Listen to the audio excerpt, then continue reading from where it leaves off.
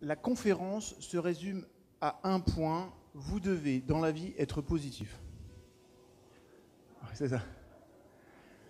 Alors, je ne sais pas pour vous, mais moi, les premiers bouquins de développement personnel que j'ai ouverts, que j'ai lus, que j'ai eu la chance de lire, c'était d'ailleurs grâce à mon grand frère à l'époque, on me disait qu'il fallait être positif. Alors, on a des anciens comme Napoléon Hill, les anciens américains disaient « soyez positifs ». Je trouvais ça génial, et c'est vrai que dans ma vie en règle générale, je me suis rendu compte que d'être positif, c'est quand même beaucoup plus sympa d'être négatif. Mais vous devez comprendre une chose, c'est que le cerveau humain, il a une fonction, il a un mode de fonctionnement, et que ce mode de fonctionnement nous amène parfois à avoir des grandes difficultés à être positif. Le problème, c'est pas de vouloir être positif, c'est de le devenir. Et j'ai même envie d'aller plus loin. Le problème, c'est pas de vouloir mettre en place des choses positives dans sa vie, c'est de l'être au quotidien. Parce que malgré ce que j'enseigne, malgré les années de réflexion, malgré les moments d'étude, je ne suis pas tout le temps quelqu'un de positif. Et je peux avoir cette capacité à faire chier ma famille parce que le pizzaiolo de la pizzeria n'a pas voulu mettre un œuf sur ma pizza en me disant que c'était impossible. Et je vais bloquer là-dessus. Je vais bloquer là-dessus et ce simple événement va faire que même quand ma femme me dit calme-toi, je m'énerve après ma femme, qui m'a rien fait. Donc d'ores et déjà, je te présente mes excuses publiquement.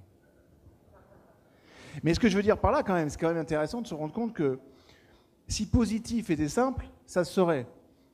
Donc, quand j'ai fait des études et que j'ai observé ce qui se passait à l'intérieur de la boîte crânienne, je me suis aussi posé la question à quoi ça servait d'être positif et est-ce que ça se voyait en clair.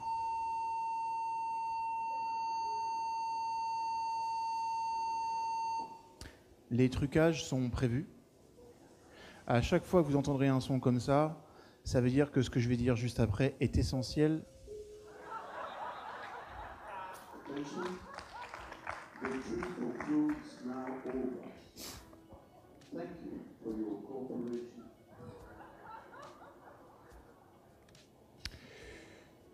J'allais dire que ce que j'allais dire juste après allait être essentiel. D'accord les gars. Donc en fait, vous vous êtes liés pour pourrir ma conférence en fait.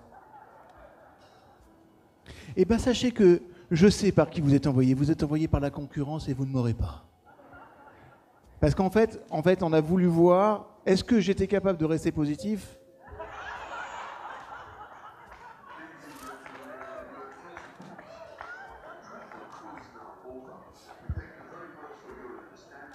On se revoit tout à l'heure.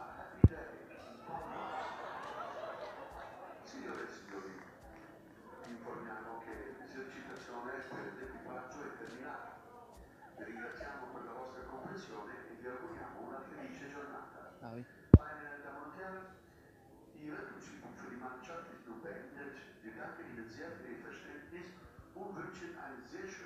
Pour toi, ça. Ah Entre remercions. Il y a 16 langues. Il y en a pour 1 heure.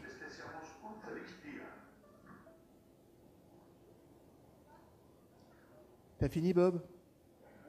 Non, il s'appelle Bob. Bon. Donc, logiquement, si tout va bien, nous ne serons plus interrompus. Ici, nous devons l'être. C'est pas grave. On aura un exercice docile pour nous rendre compte combien il est facile parfois d'être positif. Ou pas. Voilà. D'abord, avant d'entamer cette conférence, je vais vous dire qui je suis, ce que je suis, les métiers qui sont les miens.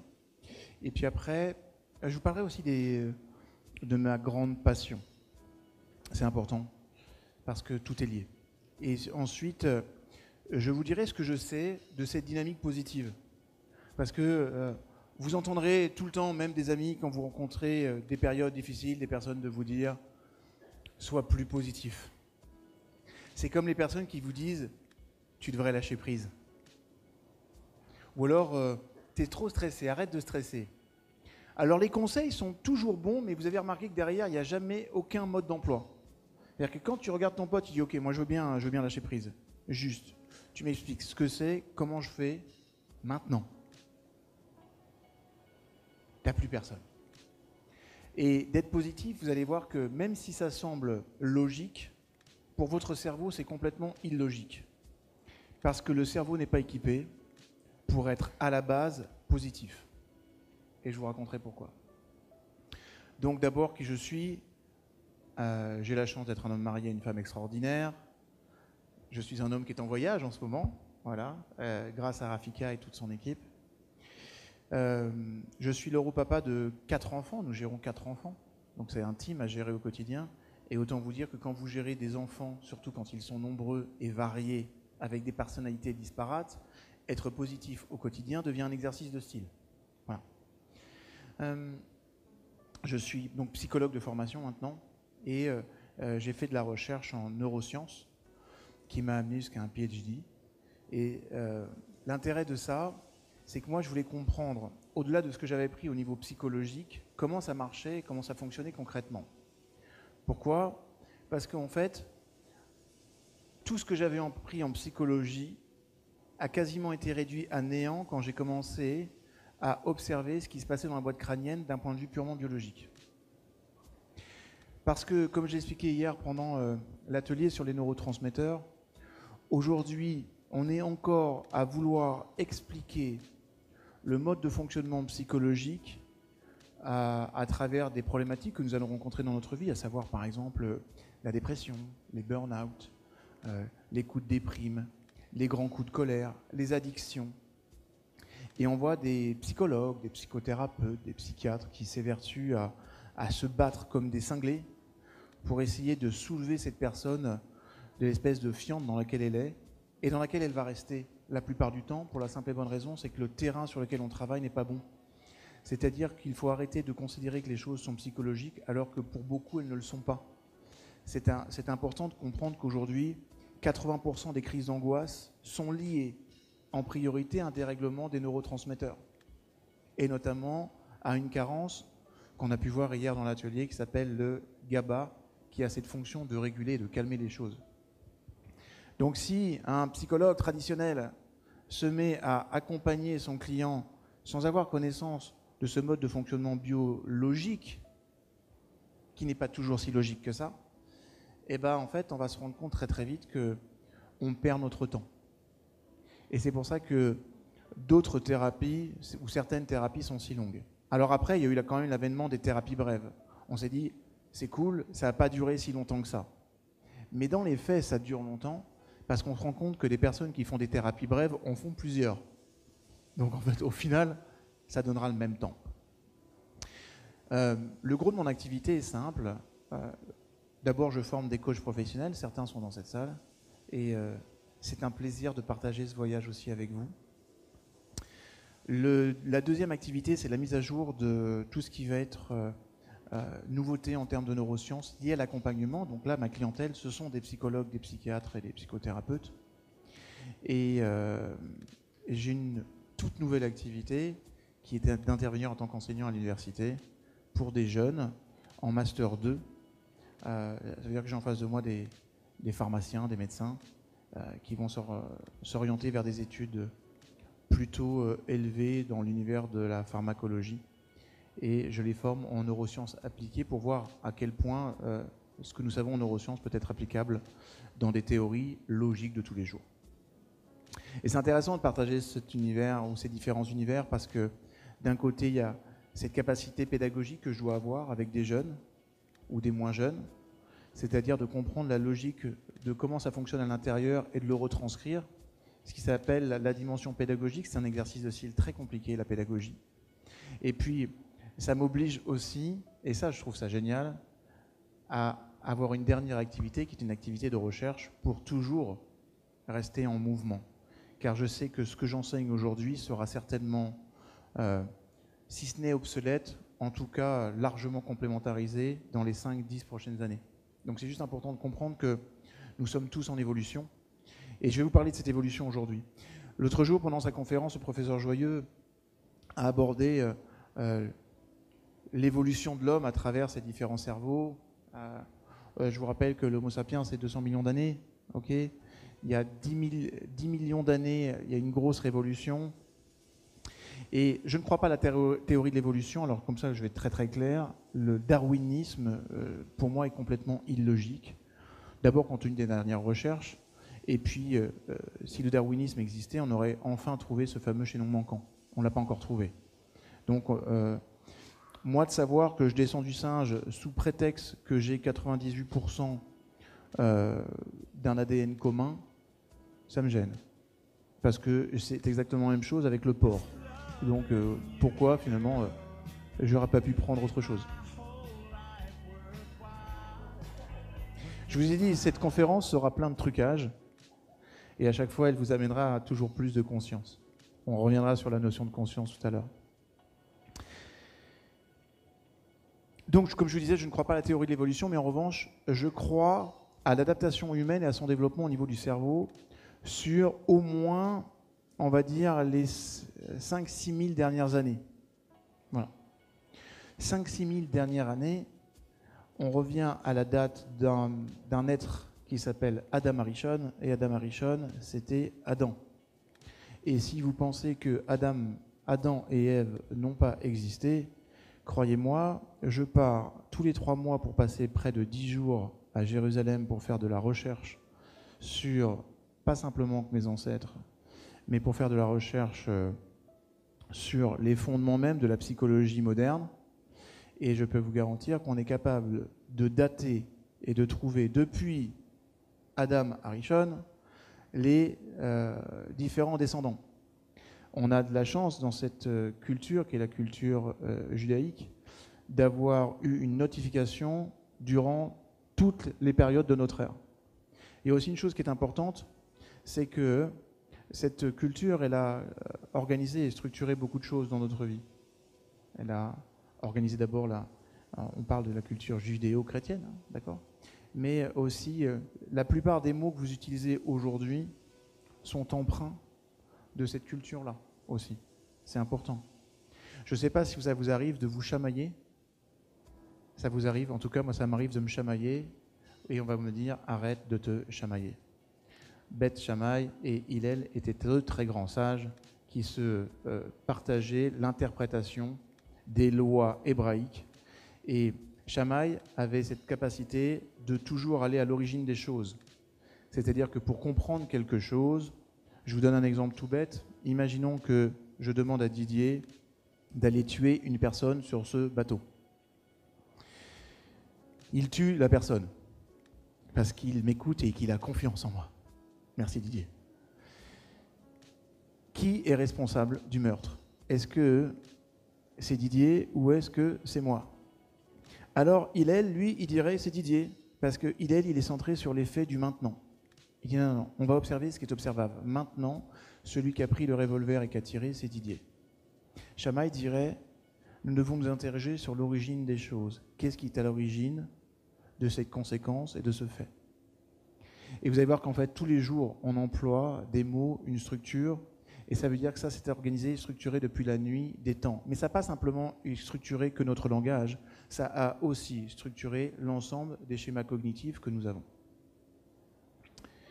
Quand je vous disais tout à l'heure, nous devons être positifs, je vais vous dire une chose, les expériences positives que vous vivez au quotidien, elles ont le pouvoir de changer non seulement votre cerveau, mais de changer votre cerveau pour que vous ayez une vie en mieux. Et ça va être le thème. Alors ce que je vais faire dans un premier temps, je vais être assez académique, ce qui peut surprendre certains, parce que vous avez toujours l'habitude de me voir m'agiter, bouger, mais j'aimerais que dans un premier temps, être très didactique, peut-être un petit peu universitaire, pour vous expliquer un petit peu comment ça fonctionne là-haut et comment l'évolution du cerveau a organisé et structuré l'intégralité de vos comportements quotidiens. Et comment la psychologie moderne n'est que le reflet de ce fonctionnement ou de ce dysfonctionnement. Et ce que vous devez comprendre, c'est que de toute façon, toutes les percées que nous sommes en train de faire ne font qu'avancer le fait que la psychologie est ultra dépendante de notre biologie. Qu'on le veuille ou pas, que ça dérange les psychologues, Je pense que de toute façon, il y a une nouvelle discipline qui s'appelle la neuropsychologie, c'est pas pour rien. Parce que, en fait, certains ont réussi à comprendre par beaucoup d'intelligence qu'on ne pouvait pas dissocier les deux. Que ta psychologie dépend de ta biologie et ta neurobiologie, mais que ta neurobiologie dépend aussi de ta psychologie. Et on va voir ça tout à l'heure. Donc je vais vous apprendre dans un premier temps comment ça fonctionne tout ça, avec des termes simples, mais je veux que vous partiez ici avec une conscience très claire de comment fonctionne votre système interne, pour que vous puissiez faire des choix. Parce que on nous a toujours dit que nous avions le libre arbitre. J'ai trouvé ça génial. D'ailleurs, souvent, à l'issue de conférences, on me pose cette question, est-ce que nous avons un destin ou est-ce que nous avons un libre arbitre? Eh bien, comme je suis de Normandie, je vais faire une réponse de Normand, les deux. Il est évident que quand je nais en Normandie, fils d'une mère autrichienne, fils d'un père normand, d'un père qui va avoir des niveaux d'exigence qui sont importants, que ce soit au niveau scolaire ou autre, d'un grand-père qui était cantonnier. Mon grand-père était cantonnier. C'était un homme gentil, mais alcoolique. Cantonnier. Et c'est important de comprendre que ça a généré chez mon père une vision du monde qui l'a amené à devenir exigeant et à vouloir être meilleur dans les différents domaines de sa vie. Que ce soit dans le sport, à très haut niveau de football, ou que ce soit au niveau entrepreneurial, malgré le fait qu'il ait terminé ses études à 14 ans, c'était un homme qui calculait parfaitement, qui maîtrisait le français comme je ne le maîtriserai jamais, et qui avait ses aptitudes à se développer et à réussir. Donc ce que je veux dire par là, c'est que de toute façon, notre environnement, l'épigénétique dont on parle, elle est essentielle, mais il est évident que si je nais dans cette famille, je vais avoir des prédispositions, un enseignement, une culture. Si je nais en Afghanistan, je vais avoir d'autres prédispositions, d'autres cultures. Donc j'ai un destin. Maintenant, on nous dit, on nous a donné le libre arbitre. C'est vrai qu'on nous l'a donné. Mais le libre arbitre, il dépend de quoi en fait en vrai? De ta culture, de ton destin, de ton environnement. Ce que je veux dire par là, c'est que le libre arbitre, en fait, pour pouvoir avoir un vrai libre arbitre et la liberté de choix, il faut augmenter le prisme de ses possibilités et de ses pensées. Ça veut dire que sans esprit d'ouverture, il n'y a pas de libre arbitre possible. Donc le propre du développement personnel, le fait de s'interroger sur comment se développe ma personne, c'est ce qui permet le libre arbitre.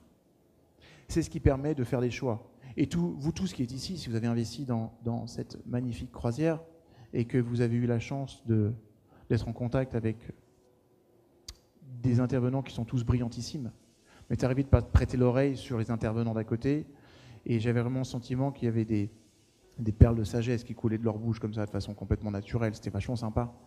Mais si vous êtes là, c'est que vous avez compris une chose, c'est que d'investir sur soi et de comprendre comment fonctionne le monde, d'un côté à travers la voix, de l'autre côté à travers la psycho-énergétique, de l'autre côté à travers le cerveau, de l'autre côté à travers une structuration mentale ou des modèles comme la PNL ou la sophrologie, ou d'un autre côté comme une vision du monde complètement agrico-écologique.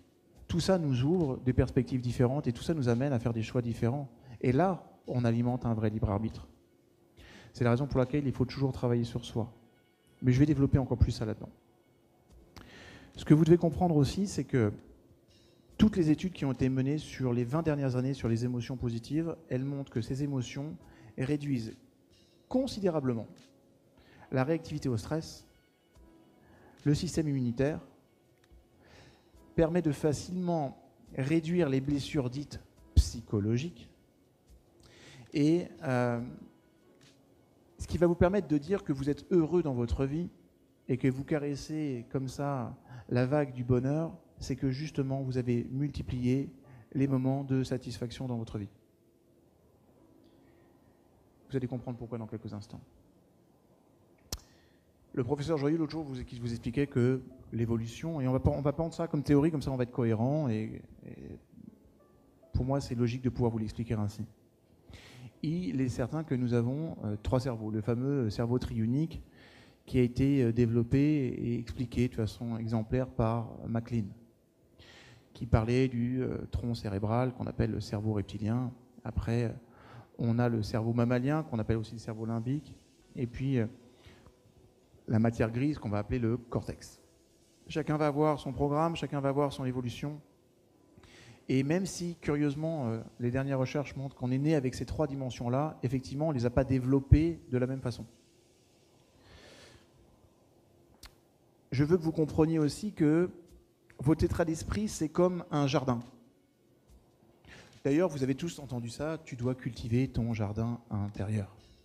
Et Raphaël en parlerait encore mieux que moi, parce que lui, il aurait la capacité de faire ça en plus de façon écologique. Mais en fait, un jardin, quand tu as un jardin, tu as plusieurs façons d'aborder le jardin. Tu peux très bien te dire, écoute, je laisse faire la nature. Je laisse faire les choses. Et j'observe ce qui se passe. Pour peu que tu aies un jardin fertile, ce qui se passe n'est pas toujours des plus positifs. Tu peux aussi avoir une attitude qui va être de retirer les mauvaises herbes. Parce que les mauvaises herbes, vous pouvez faire sur d'une chose, elles pousseront toujours. Vous prenez n'importe quel terrain, si vous ne le cultivez pas, en clair, si vous n'avez pas un rapport de transformation avec lui, si vous n'avez pas d'objectif pour lui, les mauvaises herbes s'installeront. Et pourquoi on fait cette analogie avec votre jardin intérieur? Parce que votre système de pensée est équivalent. Je vous le dis, mes seigneurs, si vous ne faites rien pour remplir votre cerveau de pensées positives, vous vous remplirez de pensées négatives. Et c'est, pour le coup, biologique, mais vraiment logique. Et puis, il y a une dernière chose qui consiste à apporter des choses positives. Quand j'étais petit, j'ai eu la chance d'avoir une hépatite virale. Cette hépatite virale, elle m'a permis, à l'aube de vacances de sport d'hiver, de passer un moment avec mon oncle et ma tante qui vivaient à côté d'Odette. Odette, personne ne la connaît, c'est une femme de 85 ans, assez vieille, avec un poireau ici, et qui, je me permets de le dire aujourd'hui, ne portait pas de culotte. Je me suis rendu compte de ça quand elle est tombée dans le foin avec les bottes en arrière. C'était la première fois que j'étais en contact avec le sexe féminin. Ça m'a calmé. Odette va avoir quelque chose d'extraordinaire, c'est un terrain en jachère. Et je ne sais pas ce que c'est qu'un terrain en jachère. Donc je vais demander à Odette, j'ai à l'époque, je crois, 11 ans, c'est ça? J'ai 11 ans, 10-11 ans. Et elle m'explique qu'il y a un terrain qui est en jachère. Je lui dis, qu'est-ce que c'est? Et elle me dit, voilà, en fait, nous avons ici des terrains qu'on n'a pas le droit de produire parce qu'il faut que la terre se repose, mais surtout parce qu'en fait, il faut réguler les quotas. Donc elle m'explique les quotas. Je ne suis pas sûr qu'Odette comprend vraiment ce qu'elle est en train de m'expliquer. Voilà. Et le lendemain, elle me dit, bah, si tu veux, demain, tu viens avec moi et on va planter des patates. Je dis, ok Odette, on va planter des patates. Donc, n'écoutant que mon courage, avec la peur au ventre de revoir cette deuxième partie anatomique le lendemain, je vais avec Odette planter des patates sur ce terrain en jachère. Et je ne comprends pas, parce qu'elle la veille, elle me dit qu'elle n'a pas le droit de cultiver le terrain. Le lendemain, elle me dit qu'elle va planter des patates. Donc je dis, Odette, pourquoi tu plantes des patates? Puisque tu n'as pas le droit, c'est interdit. Et bien en fait, les patates ne sont pas pour la consommation du grand public, elles sont pour moi. Et tu vas voir que, logiquement, les patates, nous devons les planter à peu près avec une distance de 5 cm, et là, pour le coup, on va le faire pour 20 cm. Donc les patates, ça sera pour ma consommation personnelle et pour mes animaux. Je dis, mais pourquoi tu fais ça, Odette? Je t'explique. Ce terrain, il est en jachère, je ne dois pas le cultiver. Mais si je le laisse comme ça et que je ne fais rien, le chardon va s'installer sur le terrain et le chardon, ses racines mangent. Alors elle ne me parlait pas de biologie, elle ne me parlait pas d'oligo-éléments. Maintenant, je vous dirais, les racines du chardon mangent les oligo-éléments de la terre. Mais elle me disait non, ça mange la nourriture de la terre. Et quand ils vont me dire qu'elle est productible et que je voudrais la produire, l'année où je voudrais la produire, elle sera improductible parce qu'elle ne sera pas fertile. Donc qu'est-ce que je fais? Je plante des patates pour ma consommation personnelle parce que la racine des patates mange les chardons. Et ce qui était intéressant, c'est que le voisin d'à côté, qui était un jeune agriculteur, lui, faisait de l'épandage à tout va. On avait deux façons de faire.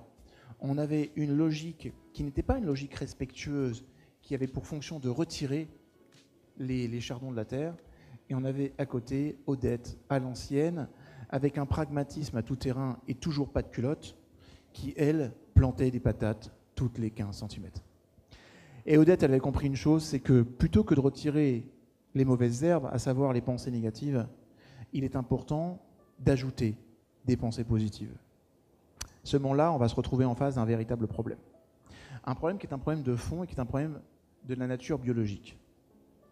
Lorsque nous allons avoir le développement de notre cerveau, on va se rendre compte assez rapidement que lors de cette construction, le cerveau à chaque fois nous a donné des fonctions. Avec le développement du cerveau reptilien, nous allons développer à chaque fois un système par étage. Le cerveau reptilien, il est là pour te préserver, assurer ta protection, assurer ta survie. Et lui, il va développer une stratégie qui est la stratégie d'évitement. Tous les comportements d'évitement que vous avez prennent racine dans ce cerveau-là. Ensuite, le cerveau va se développer. On parle du cerveau limbique, on va commencer à parler de la relation, on va commencer à parler des émotions dans la relation, des émotions intra- et interpersonnelles. Et à ce moment-là, on va développer un nouveau système d'exploitation qui s'appelle le système de recherche. En clair, dans un premier temps, je vais éviter la douleur. Dans un second temps, je vais rechercher la satisfaction de tout ce qui me fait du bien dans ma vie. L'être humain pourrait être complet, mais il va y avoir, ou plutôt il va y avoir l'arrivée du cortex, la matière grise, qui va m'amener à être intelligent, à me projeter, et puis surtout à comprendre que j'ai un véritable besoin, c'est de me connecter. Donc je vais avoir une dernière structure, un dernier système d'exploitation qui va développer une stratégie qui est le système de connexion. Je vais avoir le besoin d'être relié aux autres. Donc vous devez comprendre que quand Freud, quand les autres psychologues, Jung, moi je suis formation jungienne, on analyse la structure de nos pensées, toutes celles-ci se résument à un mode de fonctionnement qui repose sur 3 principes forts. L'évitement, la recherche et la connexion. Et toutes nos névroses, toute notre organisation, toutes les pensées vont être structurées par et depuis ces 3 modèles-là. J'avance un petit peu.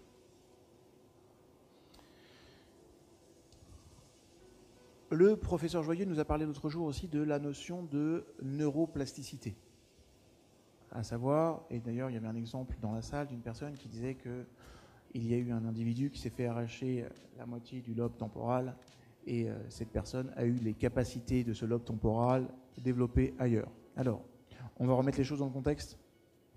La neuroplasticité, elle existe, elle est puissante, mais croyez-moi, celle que vous allez vivre ne correspond pas à celle qui a été décrite par cet homme. Pour la simple et bonne raison, c'est que pour qu'il y ait ce type de neuroplasticité, vous devez avoir des chercheurs qui ne vous lâchent pas 24 heures sur 24, avec des appareils d'électrostimulation, avec des jeux et des exercices, et du coup, ça devient votre job principal.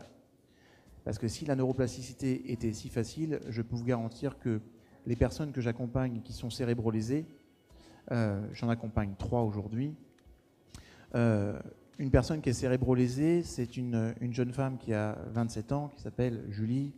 Et Julie, quand je la rencontre pour la première fois, elle a une tumeur du cerveau déclarée à 22 ans. À 24 ans, on lui a retiré cette tumeur. Elle est devenue en grande partie handicapée. Et c'est une personne qui, pour prendre ou une cigarette ou un paquet de chewing-gum, va mettre à peu près 2 minutes, avec la main qui tremble. Elle est juste géniale, elle est pleine de courage.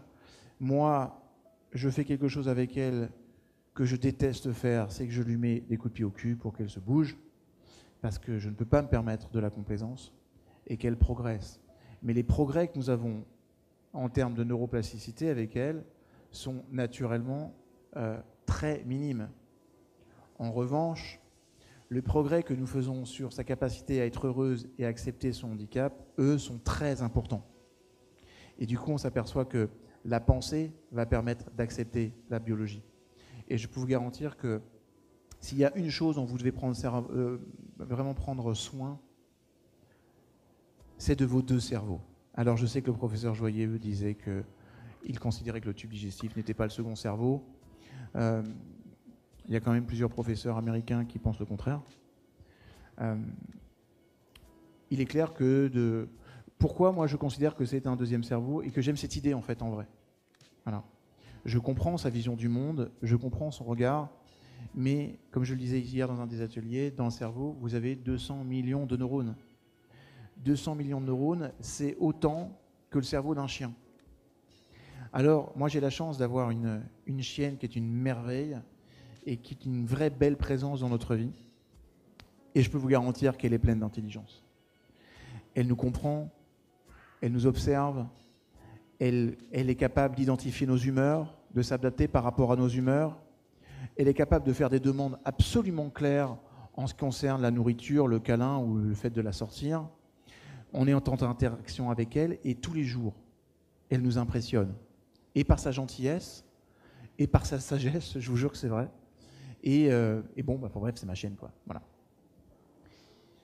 Donc, si cet animal est doué d'intelligence et que nous avons autant de neurones à l'intérieur, on peut déjà considérer qu'il y a une forme d'intelligence ici. La deuxième chose, c'est que dans l'intestin va se fabriquer une grande partie de nos neurotransmetteurs. Donc on va considérer qu'en fait les intestins, même si c'est une partie du cerveau, elle a été sous-traitée, et le cerveau a sous-traité une partie de la fabrication des neurotransmetteurs. C'est la raison pour laquelle vous devez prendre soin, grand soin de votre microbiote, que vous devez prendre grand soin de vos intestins à travers ce que vous mangez. Hier, dans l'atelier sur les neurotransmetteurs, j'ai donné quelques préconisations sur les compléments alimentaires, mais je rappelle que ces compléments alimentaires ne seront assimilés que si et seulement si votre flore intestinale est bonne. Il y a aujourd'hui à peu près plus de 60% des antidépresseurs qui sont prescrits à des personnes qui de toute façon ne seront jamais assimilés, parce que si tu donnes un antidépresseur qui a pour fonction souvent de booster la sérotonine chez la personne dépressive, mais que son microbiote, ses intestins sont pourris, ça ne sert à rien. Parce que de toute façon, le médicament ne sera pas assimilé. Le seul effort de transformation sera ce qu'on appelle l'effet placebo. Et une fois encore, l'esprit est grand, fort heureusement. La plasticité neuronale, pour revenir à celle-ci, en fait, elle existe, mais vous allez voir qu'elle existe essentiellement sur tout ce qui est stratégie d'apprentissage, sur les développements. On va s'apercevoir, effectivement, il y a une étude qui a été faite de ça il y a à peu près 12 ans en Angleterre par des chercheurs qui étaient en collaboration avec Oxford. Et ces chercheurs ont expliqué que les anciens taxi drivers de Londres avaient un hippocampe plus important parce que, en fait, la neuroplastie de l'hippocampe, les cellules s'étaient déposées dessus compte tenu du besoin de mémorisation qu'ils avaient. Donc on sait que la neuroplasticité, elle existe, on peut la stimuler dans les stratégies d'apprentissage. J'ai fait 2 ans de recherche ces dernières années sur l'amélioration et l'accélération des stratégies d'apprentissage pour pouvoir aller jusqu'à la création d'une formation spécifique là-dessus. Et je peux vous garantir qu'on peut stimuler 2 choses, la neuroplastie et la myélinisation. Vous vous rappelez, le professeur Joyeux vous parlait d'Alzheimer, de Parkinson, de la sclérose en plaques. En fait, ce sont des conséquences d'une dégénérescence de la myéline. La myéline, c'est le câble qui entoure l'axone dans les neurones. Vous avez le noyau ici, vous avez le filament dans lequel va être transmis 2 choses, une impulsion électrique, et puis ici à la fin, vous avez l'espace synaptique, et l'espace synaptique, il va générer 2 choses, lui. Une impulsion électrique pour transmettre à l'autre neurone, et une information chimique, qu'on appelle le neurotransmetteur. Nous avons 70 neurotransmetteurs. Alors je sais que le professeur l'autre jour nous a parlé de 15 parce qu'en fait on s'est rendu compte qu'on avait 15 neurotransmetteurs, presque 16 même, neurotransmetteurs principaux. Mais il y a plein de neurotransmetteurs secondaires qui font un travail énorme en lien entre les cellules neuronales et les cellules gliales. Juste pour information, on parle tout le temps des neurones. On ferait bien de parler des cellules gliales parce que vous en avez de 3 à 5 fois plus dans le cerveau et elles ont une fonction qui est essentielle, c'est de nourrir les neurones. Et que si vos cellules gliales ne sont pas nourries, si les cellules gliales ne sont pas opérationnelles, vos neurones ne sont pas opérationnels non plus. Et l'effort qu'elles vont faire pour travailler va avoir un impact sur la myéline. On sait aussi une chose, la myéline dans le cerveau, on appelle ça aussi la matière blanche. La myéline aussi, elle se développe à chaque fois que je vais faire un effort de concentration sur quelque chose de nouveau. C'est-à-dire que dès que je vais apprendre des nouveautés, dès que je vais me concentrer sur de nouvelles capacités, des choses qui me font sortir, comme dirait Bernard Barrel, avec son accent, de ma zone de confort. T'as vu, je fais bien Bernard Barrel ou pas? Excellent. Eh bien, en fait, dès qu'on sort de cette zone de confort, on va s'apercevoir que la myéline se renforce et qu'on peut la booster. On a remarqué notamment chez les sportifs de haut niveau, et mon étude sur le système d'apprentissage m'a amené à visiter des centres de très grands sportifs de haut niveau où on ne sortait que des cadeurs. Il faut savoir que vous avez par exemple en Russie un endroit qui s'appelle Spartak, dans lequel tous les sportifs tennisman de Russie, hommes et femmes, sont sortis de ce seul centre-là.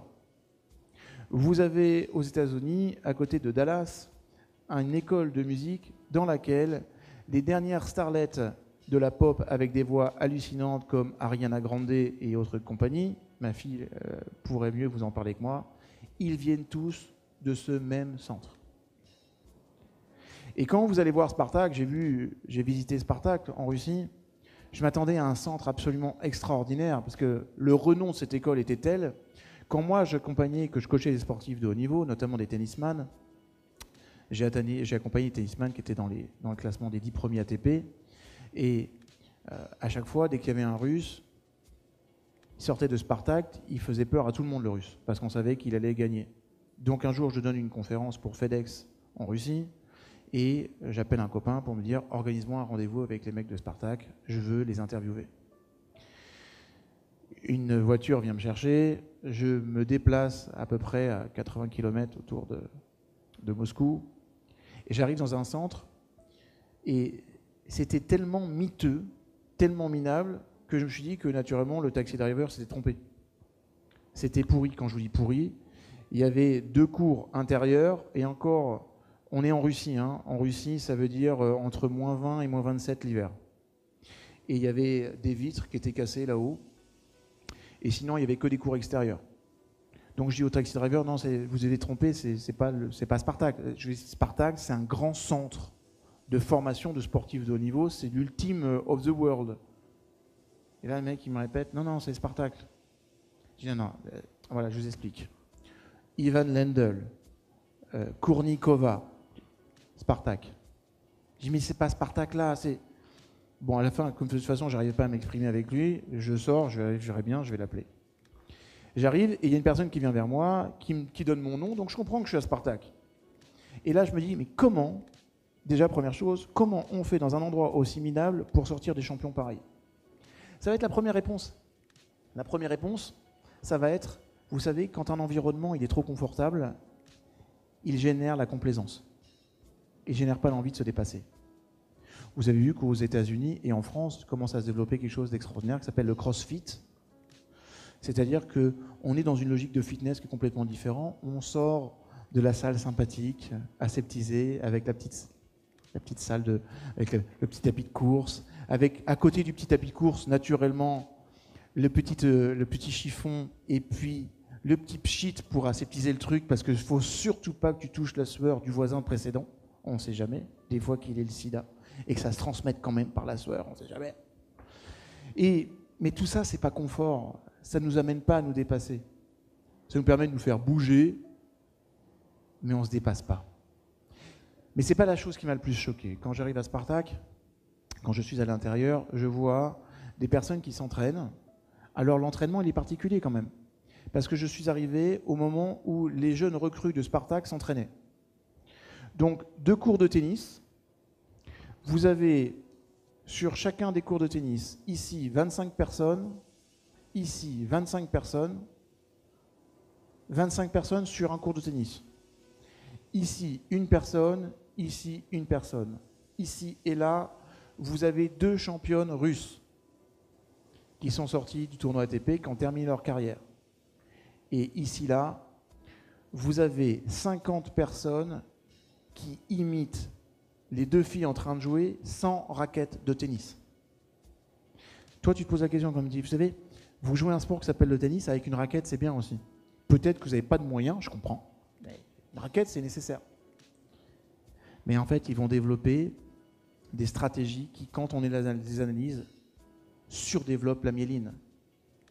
L'une des méthodes pour apprendre le violon, c'est la méthode Suzuki. C'est la meilleure au monde. La méthode Suzuki, les premiers cours, vous les faites sans violon. Pourquoi ? Parce qu'ils vous diront que vous devez répéter le geste sans jamais développer d'instance négative. C'est-à-dire qu'en fait, vous devez modéliser ce que font ces petites nanas-là. Elles modélisent les championnes. Mais comme elles ne renvoient pas la balle, elles pourraient considérer qu'en permanence, leur geste est positif. Et en fait, ils vont ancrer ça. Vous savez pendant combien de temps ils font ça ? Pendant 4 heures. 4 heures à renvoyer une balle qui n'existe pas, avec une raquette qui n'existe pas, en imaginant un jeu qui n'existe pas. Et pourtant, on crée les plus grandes championnes du monde.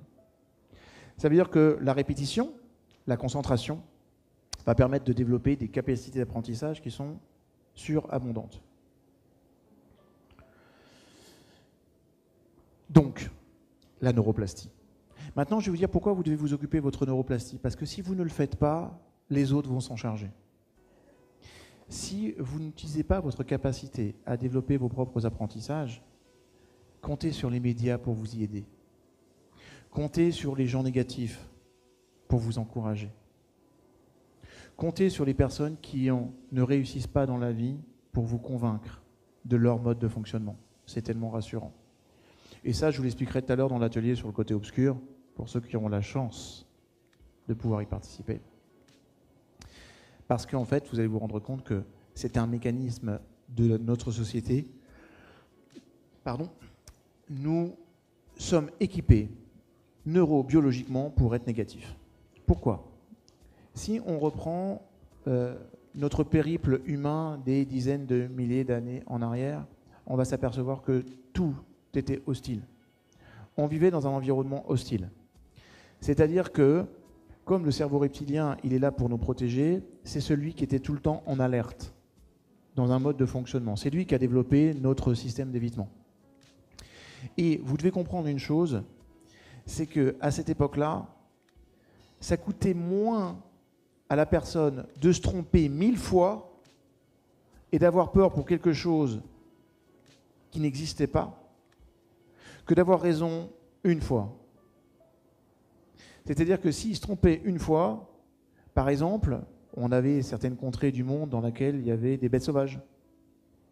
Il y a 2 semaines, je faisais du ski avec mon fils dans une région dans laquelle ils ont réhabilité les loups, par exemple. Mais la personne, lorsqu'on faisait un soir une balade en raquette, nous expliquait que quand même, dans les années 1600-1700, quand les loups étaient affamés, ils attaquaient les pauvres marchands qui devaient traverser la vallée pour pouvoir échanger leurs denrées avec les personnes de la vallée.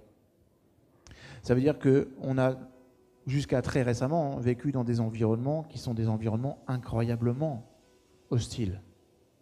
Et vous savez, on n'a pas besoin d'aller si loin que ça. Ma mère qui est ici, quand elle était petite, elle était en Autriche, dans les rues de Vienne, et elle sortait de l'école parce qu'il y avait un défilé d'Adolf Hitler. Et que si tu ne sortais pas dehors en faisant le signe hitlérien, tu risquais d'avoir des problèmes. Dans un pays dans lequel on avait fustigé le peuple juif et on disait que tous les murs avaient des oreilles. C'est-à-dire que ton propre voisin devenait quelqu'un qui potentiellement était capable de te balancer, ou parce que tu étais juif, ou parce que tu les aimais. simplement parce que tu les aimais. Donc on vivait déjà dans un environnement hostile.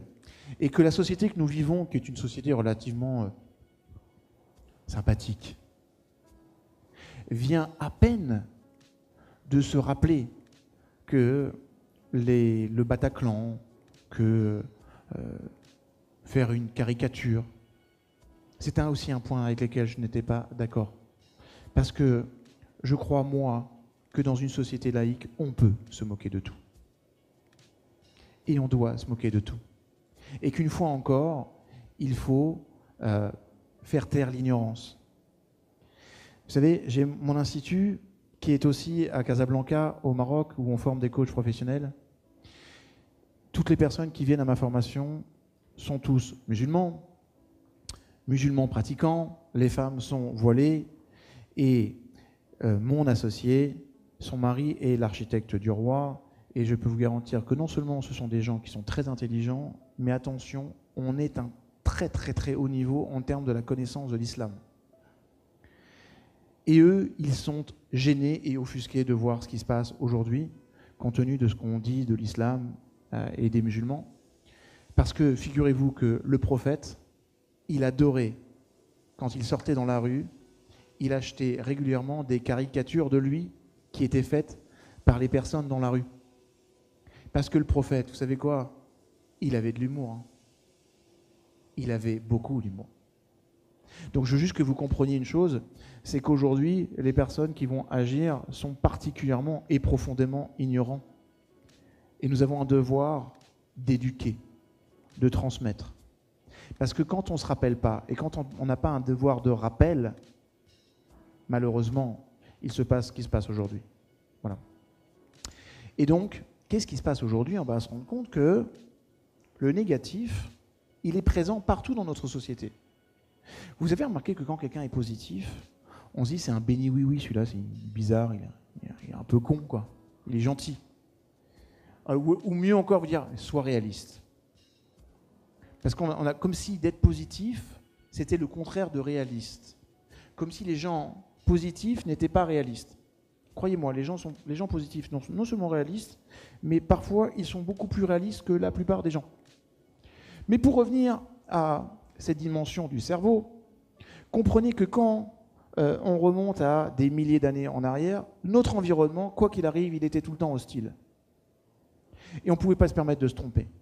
Ça veut dire que la peur, elle était viscérale. Maintenant, vous allez comprendre une chose. Ça vous est tous arrivé de mettre votre main sur une plaque électrique. D'accord? Logiquement, vous ne le faites pas 2 fois, surtout si elle est rouge. Pourquoi? Parce que dès qu'on rencontre quelque chose de négatif et que ça représente un danger potentiel pour soi, le cerveau prend cette information et le glisse dans la mémoire implicite. Une mémoire implicite qui est une mémoire extrêmement importante, parce que cette mémoire implicite, en fait, elle va avoir pour mode de fonctionnement de gérer tout ce qui est automatique. Apprendre à parler, faire du vélo, développer une vision du monde, tout ça appartient à notre mémoire implicite. Dès que vous allez répéter quelque chose et en développer la connaissance et la compétence, ça devient le travail de la mémoire implicite. Et d'ailleurs, les dernières recherches en neurosciences nous amènent à avoir une distinction sur les schémas de pensée et d'habitude. On dit qu'il y a des pensées mentales et qu'il y a des pensées physiques. Alors regarde, on dit une pensée c'est mental, une pensée c'est physique.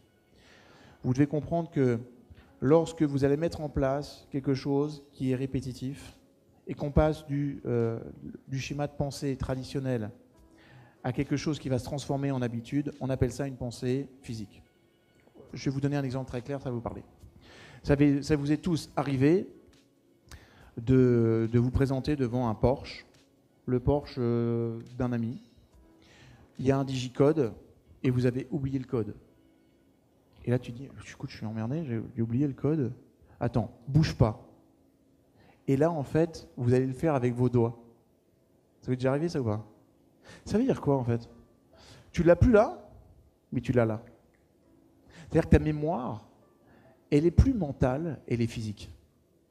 Quand une mémoire, elle passe de l'état mental à l'état physique, ça s'appelle une habitude.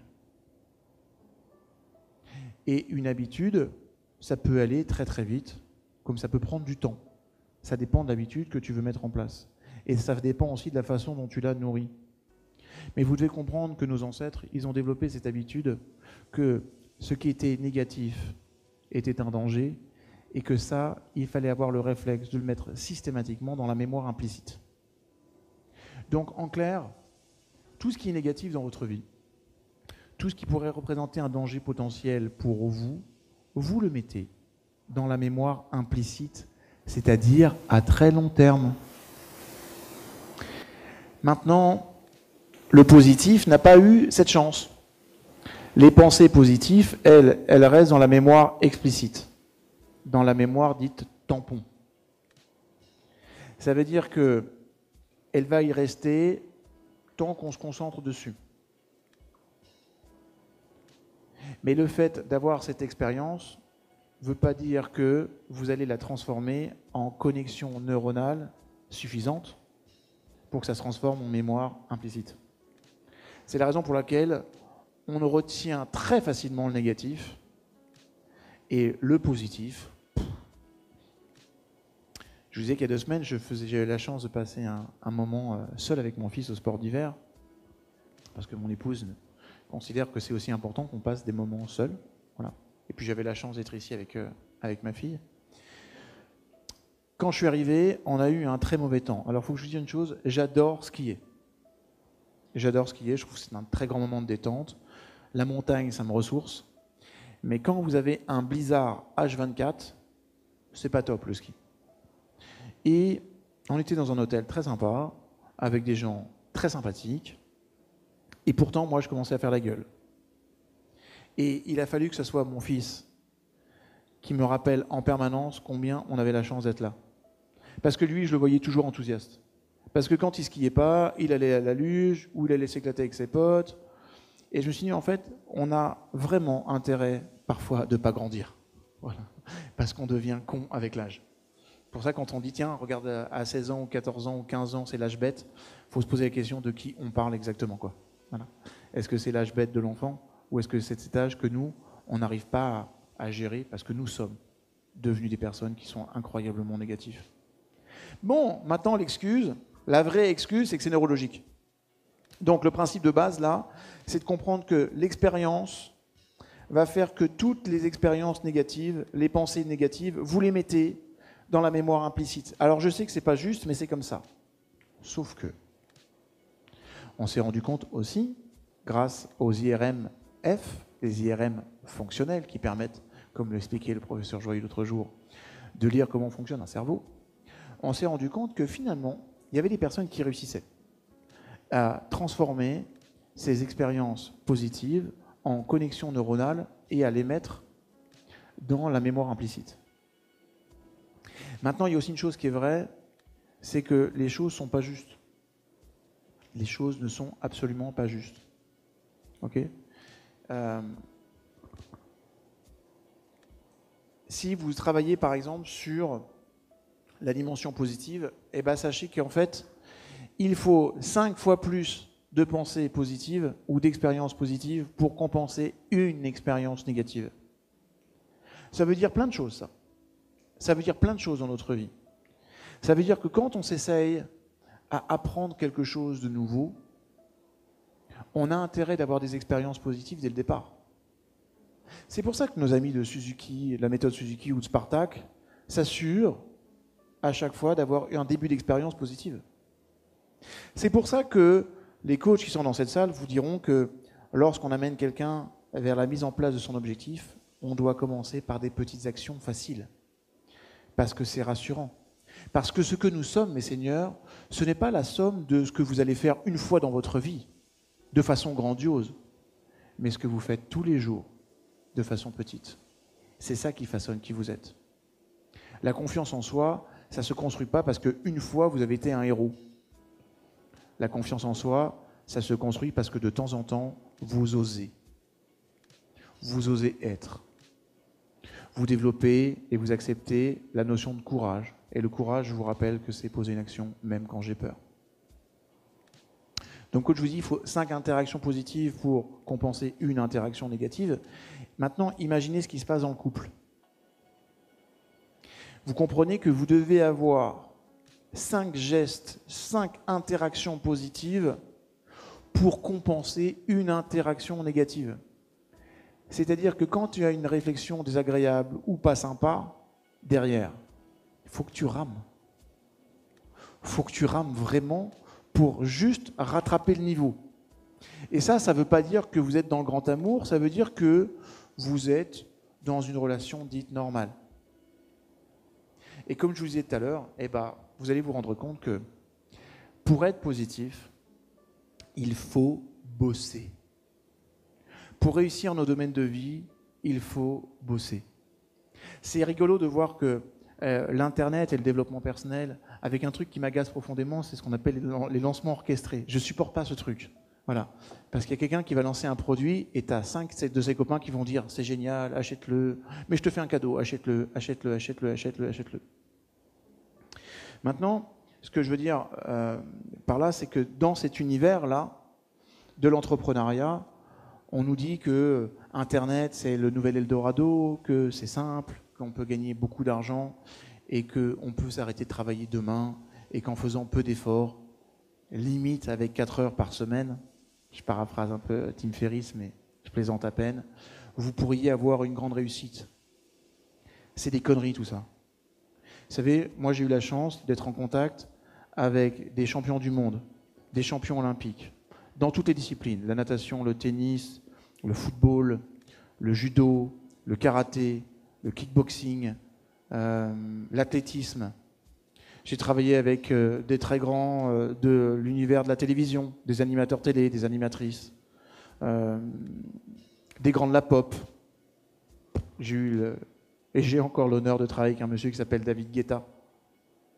Alors quand vous les regardez, ces gens-là, c'est pas des petits, hein, c'est des très grands. Mais je peux vous garantir qu'ils ont tous un point commun. Cette réussite qu'ils ont très grande, elle est aussi directement liée à la capacité de travail qui est la leur. C'est tous des bosseurs. J'ai 2 de mes clients qui sont des milliardaires, mais pas des milliardaires de l'Internet, où on dit tu vas devenir milliardaire grâce à l'intelligence financière en 3 mois. Non, non, non. Ce sont des vrais milliardaires. Avec les yachts qui vont bien, avec l'avion privé qui va bien, avec des affaires florissantes. Mais je peux vous garantir qu'une fois encore, les mecs, c'est des putains de bosseurs. Donc vous devez comprendre une chose, c'est que pour avoir une vie heureuse, ça demande de l'effort. Et que le monde du développement personnel nous a vendu une fausse promesse. C'est qu'avec un peu de visualisation et de bonnes émotions, on pouvait obtenir tout ce qu'on voulait.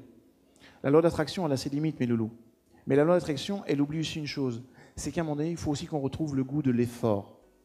Absolument tout dans notre société nous amène à ne pas faire d'efforts.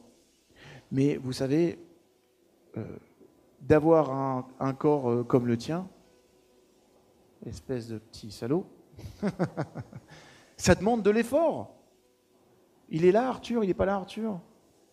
Arthur, t'as remarqué comment tous les hommes t'ont détesté quand t'es arrivé l'autre jour ou pas? Maintenant, qu'est-ce qu'on déteste? C'est pas toi parce que t'es mignon, t'es sympathique, t'as l'air très intelligent et franchement tu dégages quelque chose de superbe. Mais on se dit, mais merde, lui, il les a fait les efforts que j'aurais dû faire depuis bien longtemps. Parce que lui, il a des plaquettes de chocolat et moi j'ai de la mousse. Et c'est pas normal. Mais ça veut dire quoi? Ça veut dire qu'on n'a rien sans effort. Et vous ne pouvez pas prétendre d'avoir une vie heureuse sans faire les efforts nécessaires. De réussir son couple, c'est complexe un couple. Je peux vous en parler, c'est mon 3e mariage et si Dieu veut, c'est le dernier, je ferai tout pour. Mais pourquoi je vous dis ça? Parce que c'est complexe. Un homme, une femme, 2 visions du monde, 2 cultures différentes. Moi, je suis ashkénaze, elle est séfarade. Imaginez le syndrome. C'est dur, c'est complexe. Ça veut dire que je sais, moi, pour l'observer tous les jours, combien de fois elle se réfrène pour ne pas me sauter au visage et m'arracher les yeux et toutes les joues qui vont avec.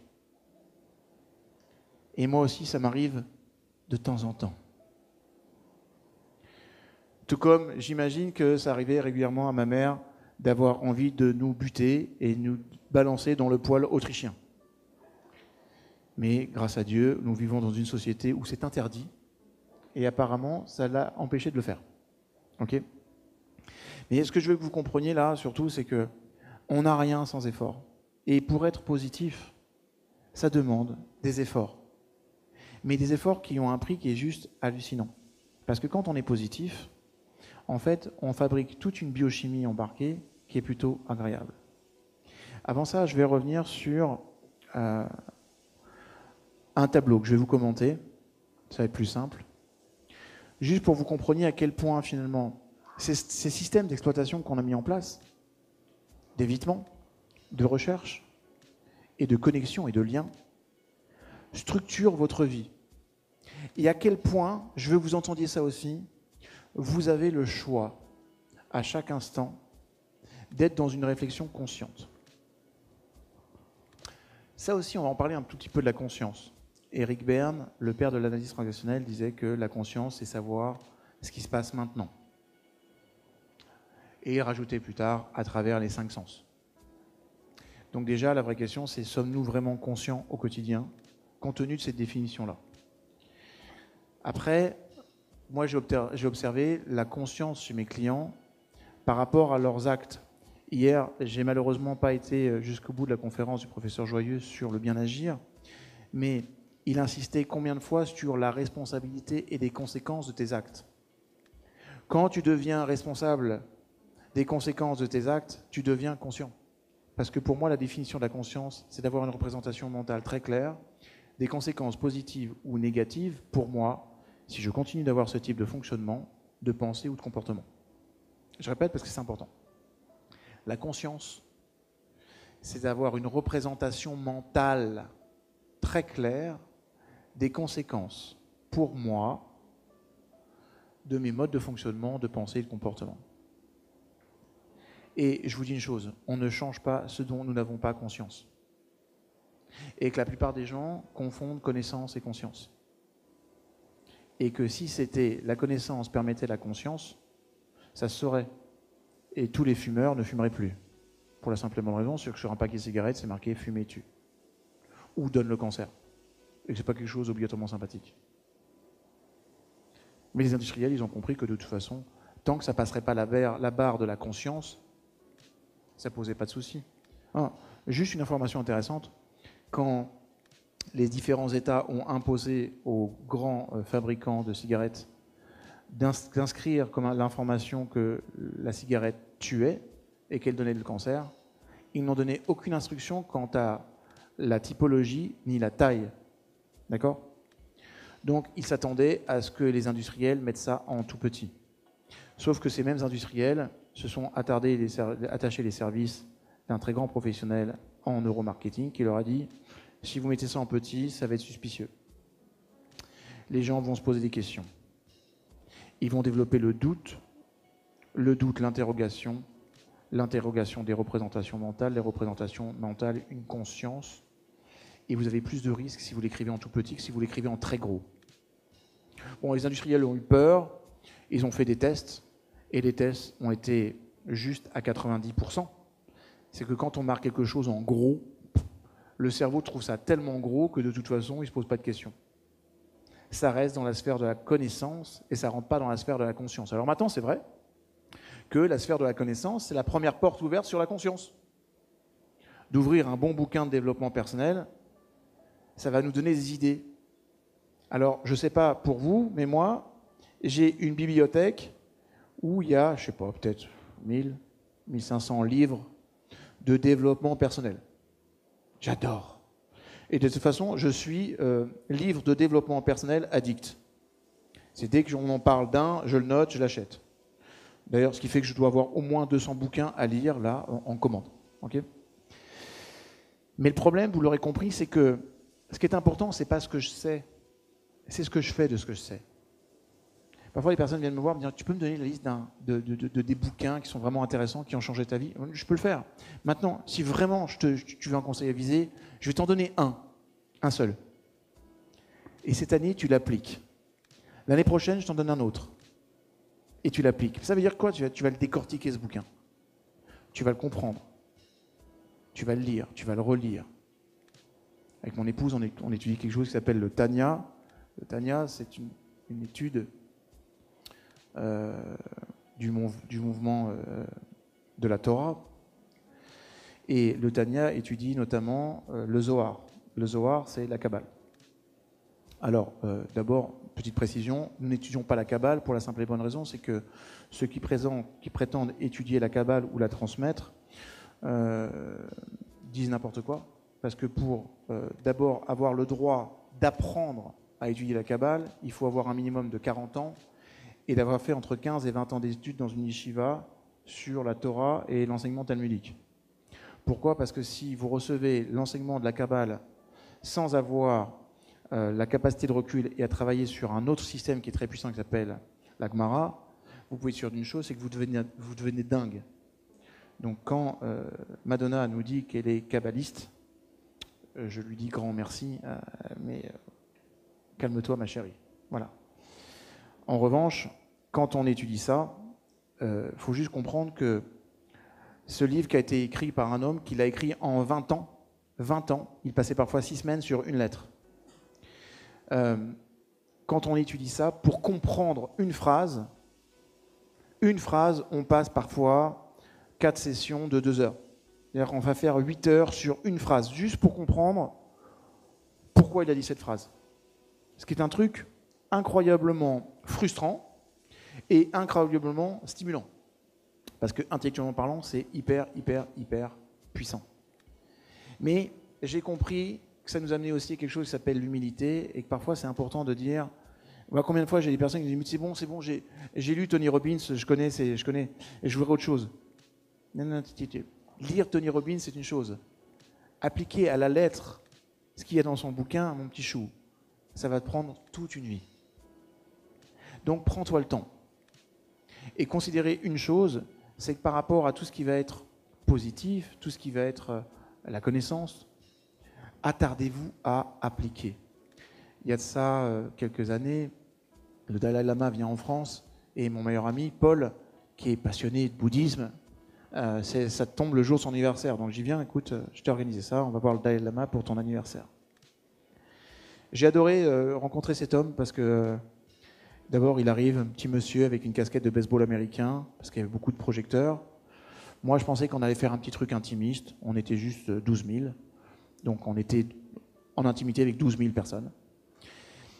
Et quand il est arrivé, il a dit voilà, la seule chose que je voudrais vous dire, c'est que ce que vous devez faire dans cette vie, c'est incarner. Incarner, ça veut dire applique.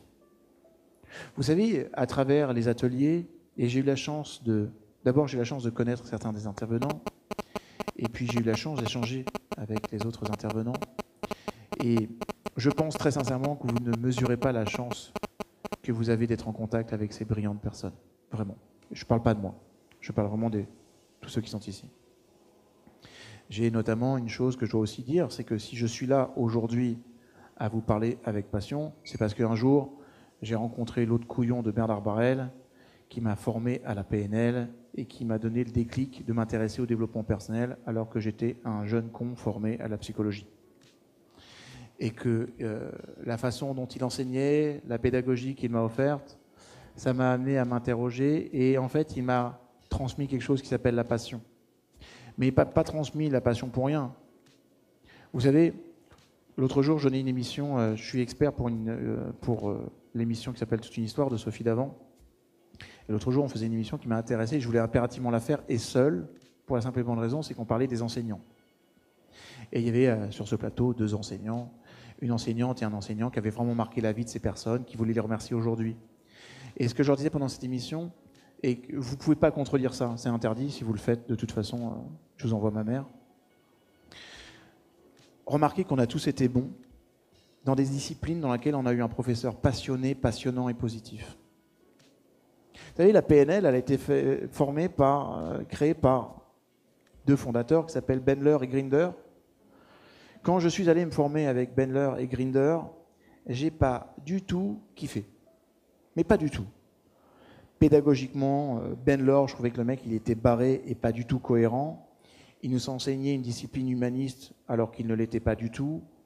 Grinder, tu avais le sentiment qu'il te regardait avec des yeux, vous savez, les yeux du Tex Avery avec les dollars qui tournent à l'intérieur, là. Et je ne les ai pas trouvés amusants, kiffants. Et puis, je suis en contact avec Bernard. Un mec avec l'accent du Sud, de Carcassonne. Avec un mec qui va pas te parler d'ancrage, qui va te le faire vivre. Qui va pas te parler du VACOG comme quelque chose de structurel, mais qui va t'expliquer que ton visuel, tu peux le développer, ton kinesthésique, tu peux le développer, ton olfactif, ton auditif, tu peux l'améliorer. Et parce qu'il est passionnant, parce qu'il est passionné et qu'il est incroyablement positif et qu'il a la patience, il va donner l'envie à ce jeune petit con que j'étais de devenir le grand con que je suis, mais dans le développement personnel. Donc c'est un petit clin d'œil, j'en profite pour te remercier mon loulou. Et je vais donc revenir maintenant de façon un peu plus détaillée sur le système. Ces trois systèmes dont je vous ai parlé, l'évitement, la recherche et le besoin de connexion, vont générer des besoins fondamentaux, vous l'aurez compris. Il y a un premier besoin qui va être le besoin de sécurité. Nous avons tous un besoin de sécurité. C'est comme ça. Il est organisé et structuré par notre cerveau. Nous avons tous aussi besoin de satisfaction. Parce que si tu as la sécurité mais que tu n'as pas de satisfaction, tu vas développer qu'une seule chose dans ta vie, la paranoïa. Et du coup, tu ne seras pas en lien avec le troisième besoin fondamental qui est celui d'être en connexion. Alors c'est vrai que vous et moi, on a souvent besoin d'être seul. Ça peut m'arriver. Ça m'est arrivé hier matin, à 5h du matin, où là, je me lève et j'ai ma femme, je vais me retrouver seul, je vais bosser un tout petit peu.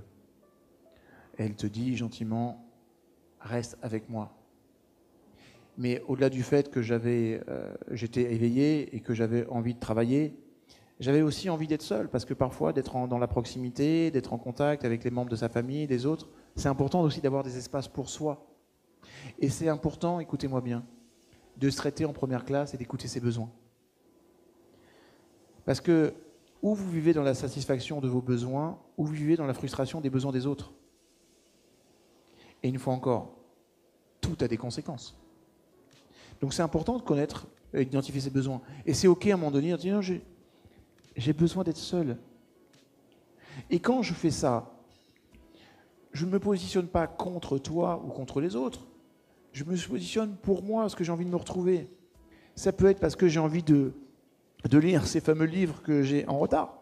Ça peut être aussi simplement pour un moment de détente ou un moment de sport. Ou simplement un moment de bulle. Mais c'est important d'être conscient et d'être au clair avec ses besoins. Et c'est aussi important de communiquer autour. Jacques Salomé disait ça très bien, il disait, un jour je le rencontrais, on parlait des échanges. Jacques Salomé est un bel homme qui aimait les femmes. Et je pense qu'il les aime toujours. Et on parlait de la relation de couple, combien c'était difficile. Et un jour il me disait, tous les êtres humains sont frappés d'un syndrome qui s'appelle « Excuse-moi de ne pas répondre à la question que je ne t'ai jamais posée ». Les personnes ne posent pas de questions, les personnes ne communiquent pas, et tous jouent aux devinettes. Combien de fois vous avez entendu, et moi aussi j'ai entendu, mais dis-moi, si tu as ce besoin, va lui dire. Il doit le savoir. S'il m'aime, il doit le savoir. Ben non, il ne doit pas le savoir. D'abord parce que c'est un mec, et qu'un mec, par définition, c'est con en termes de relation. Ah. Maintenant, je ne vous dirai pas ce qu'est la femme. Un autre débat. Donc c'est important de parler, d'échanger, de communiquer et de parler de ses besoins. Parce que quand on n'est pas au clair avec ses besoins et quand on ne les vit pas, on vit de la frustration. Et vous allez voir que la frustration, c'est pas bon. Hein ? Vous avez 4 façons de vivre le monde à travers vos états internes. Il n'y en a pas 36 000, il y en a 4. Vous pouvez être en haute énergie positive, en basse énergie positive, vous pouvez être en haute énergie négative ou en basse énergie négative. Vous allez voir que vos états internes Votre mode de fonctionnement et votre énergie se situent dans ces 4 sphères-là, pas d'autres. Et vous allez passer de l'une à l'autre. Quand je suis en haute énergie positive, enthousiasme, l'amour, le défi, l'envie, le désir, kiffant. Puis parfois, je dois être en basse énergie positive, le calme, le repos, la solitude, la détente, la relaxation. Malheureusement, parfois, je passe dans un autre mode. Et je vais stimuler mon système nerveux autonome sympathique, alors qu'avant, je stimulais mon système nerveux autonome parasympathique. Quand je stimule mon système nerveux autonome sympathique, je vais par exemple être en haute énergie négative. La colère, la frustration, la discorde, la rage. Et bien en fait, le problème c'est que quand vous êtes ici, vous fabriquez quelque chose, alors on fabrique adrénaline, dopamine, mais on fabrique aussi un truc qui s'appelle le cortisol. Le cortisol, c'est une substance très puissante dans le cerveau humain, le cortisol. Très puissante, pourquoi? Parce qu'en fait, c'est la substance qui vous réveille de votre coma quand vous êtes dans votre sommeil paradoxal le matin. Quand vous êtes dans un sommeil paradoxal, vous êtes dans un sommeil très, très, très profond. Pas longtemps, mais très, très, très profond. Et d'ailleurs, si vous faites un IRMF ou un électroencéphalogramme à ce moment-là, vous verrez que le résultante est quasi à 2% près, équivalente au coma. Donc autant vous dire que vous êtes dans un état comateux. Pour vous faire revenir de là, il vous faut une substance chimique qui va vous envoyer une décharge puissante, ça s'appelle le cortisol. Mais maintenant, le cortisol, vous fabriquez aussi quand vous êtes en colère. Alors, que je vous raconte quand même cette histoire, quand vous passez 5 minutes de colère ou dans une grosse frustration, vous fabriquez tellement de cortisol dans votre corps que ça devient un poison. Et du coup, le cerveau humain, qu'est-ce qu'il fait? Il envoie une armée complète qui s'appelle les défenses immunitaires pour dégager le cortisol à travers essentiellement les urines et les glandes sudoripares. Il va se passer un truc. C'est que pendant ces 5 heures, 5 minutes de colère, 5 heures, pendant 5 heures, vos défenses immunitaires sont réduites à néant parce qu'elles se chargent de dégager ce poison de votre corps. Et pendant 5 heures, vous êtes aussi à fleur de peau. Ça veut dire quoi? Tu t'engueules avec Dupont au boulot à 15 heures. Grosse frustration, gros énervement. Tu penses que c'est terminé, tu arrives chez toi, il est 19 heures. Et ta femme va te regarder et te poser la question qui tue. Ça a été ta journée aujourd'hui? Et là, tu sais pas pourquoi, tu vas t'énerver pour rien. Non seulement elle va prendre cher, mais en plus toi, tu repars pour 5 heures. Alors il y a aussi une autre difficulté avec le cortisol. C'est que le cortisol, en fait, naturellement, il est dans le sang. Donc s'il est dans le sang, il monte au cerveau. Et vous savez ce que le cortisol il fait dans le cerveau? Il tue les cellules de l'hippocampe. Et l'hippocampe, il a pour fonction de remettre les choses au calme, de calmer le jeu. Ça veut dire que, curieusement, plus je suis en colère, plus je suis frustré, plus je suis énervé, et plus je suis en train de fabriquer un système qui va faire que je vais être de plus en plus énervé, frustré, en colère. En clair, je suis en train de me tuer à petit feu. Avec, et c'est surtout pour vous, mesdames, un principe, c'est que le cortisol stocke les graisses. Alors pourquoi je vous dis pour vous, mesdames? Parce qu'il stocke chez vous les graisses de 2 façons. Pour nous, les graisses en règle générale, pour vous en règle générale, et aussi en tissu adipeux. À chaque fois que vous fabriquez trop de cortisol, vous fabriquez de la cellulite. C'est dommage. Donc le fait d'être bien, le fait d'être au top, et rien que ça, c'est un argument pour travailler sur son cerveau, merde. Ok? Si vous voulez être cool et vous sentir à l'aise et belle à la plage, soyez zen. Au passage, soyez zen, ça veut dire quoi? Ça veut dire qu'il faut travailler l'inverse de ma haute énergie négative. Pour la contrebalancer, il faut que je rentre dans ma basse énergie positive. En priorité. C'est plus facile de contrebalancer la haute énergie négative par la basse énergie positive que la haute énergie positive. D'accord? Quand je suis dans la basse énergie positive, pour ceux qui ont fait de la cohérence cardiaque, on va plutôt être dans des schémas de cohérence, plutôt que dans des schémas d'incohérence, et on va fabriquer de la DHEA. Cette DHEA, elle va contrebalancer le cortisol. Vous devez comprendre aussi que nous avons tous une fonction d'équilibre.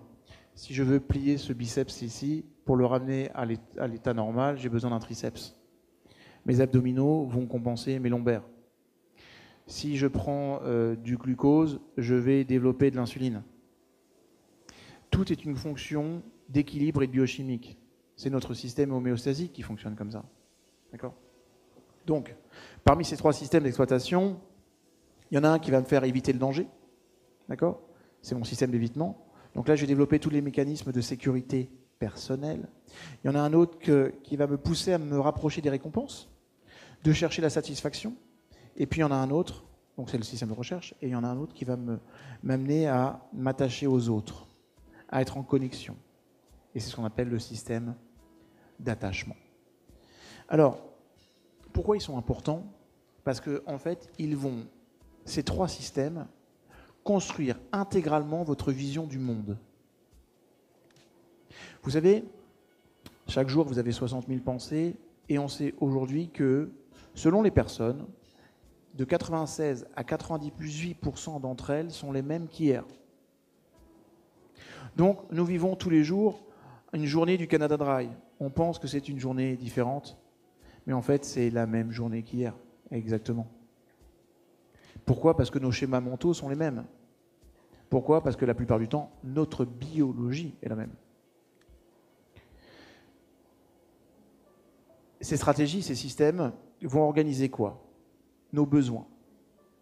Alors, je vais dérouler ça avec vous. Je vous l'ai dit il y a quelques instants, ma stratégie d'évitement, elle va faire que je vais avoir un besoin de sécurité. Ma recherche, la satisfaction, et l'attachement, la connexion. Mais elle va aussi nous amener à avoir une vision du monde en termes de défis. Par exemple, la stratégie d'évitement, elle va avoir comme capacité d'anticiper toute forme de menace dans ma vie. La recherche de satisfaction, elle va, son défi, ça va être de faire attention à la perte. Je vais avoir peur de perdre les choses. L'attachement, lui, son défi, c'est de ne pas se faire rejeter. Donc déjà que ça organise mes besoins, mais ça organise également les grands objectifs, les grands projets que je peux avoir. Donc l'évitement va prendre en charge la notion de risque dans ma vie, la recherche va prendre en charge tout ce qui va être opportunité. Je vais rechercher des opportunités. Et puis l'attachement va me pousser à m'orienter à avoir des relations avec les gens, quels qu'ils soient. Donc naturellement, puisque j'ai des besoins, j'ai des défis, je vais aussi avoir des prises en charge. Et donc, en fait, on va se rendre compte que ces 3 systèmes-là vont déterminer ce qui, pour moi, dans ma vie, est prioritaire. Si mon système d'évitement, il est clair, ma priorité à lui, c'est quoi ? Eh bien, je vais éviter tout ce qui va être la régression. Je vais éviter de perdre les choses. Je vais éviter les situations de danger. Je vais éviter les situations difficiles qui me remettent en question. Tout ce qui va être source de négatif. La recherche va me pousser à avoir des priorités, à vouloir m'améliorer. Le système de recherche fait que c'est grâce à lui que j'ai envie de m'améliorer, de devenir quelqu'un de meilleur, de passer au niveau supérieur. L'intimité, sa priorité, ça va être plusieurs choses. Ça peut être l'intimité, ça peut être l'estime de soi, c'est la sexualité.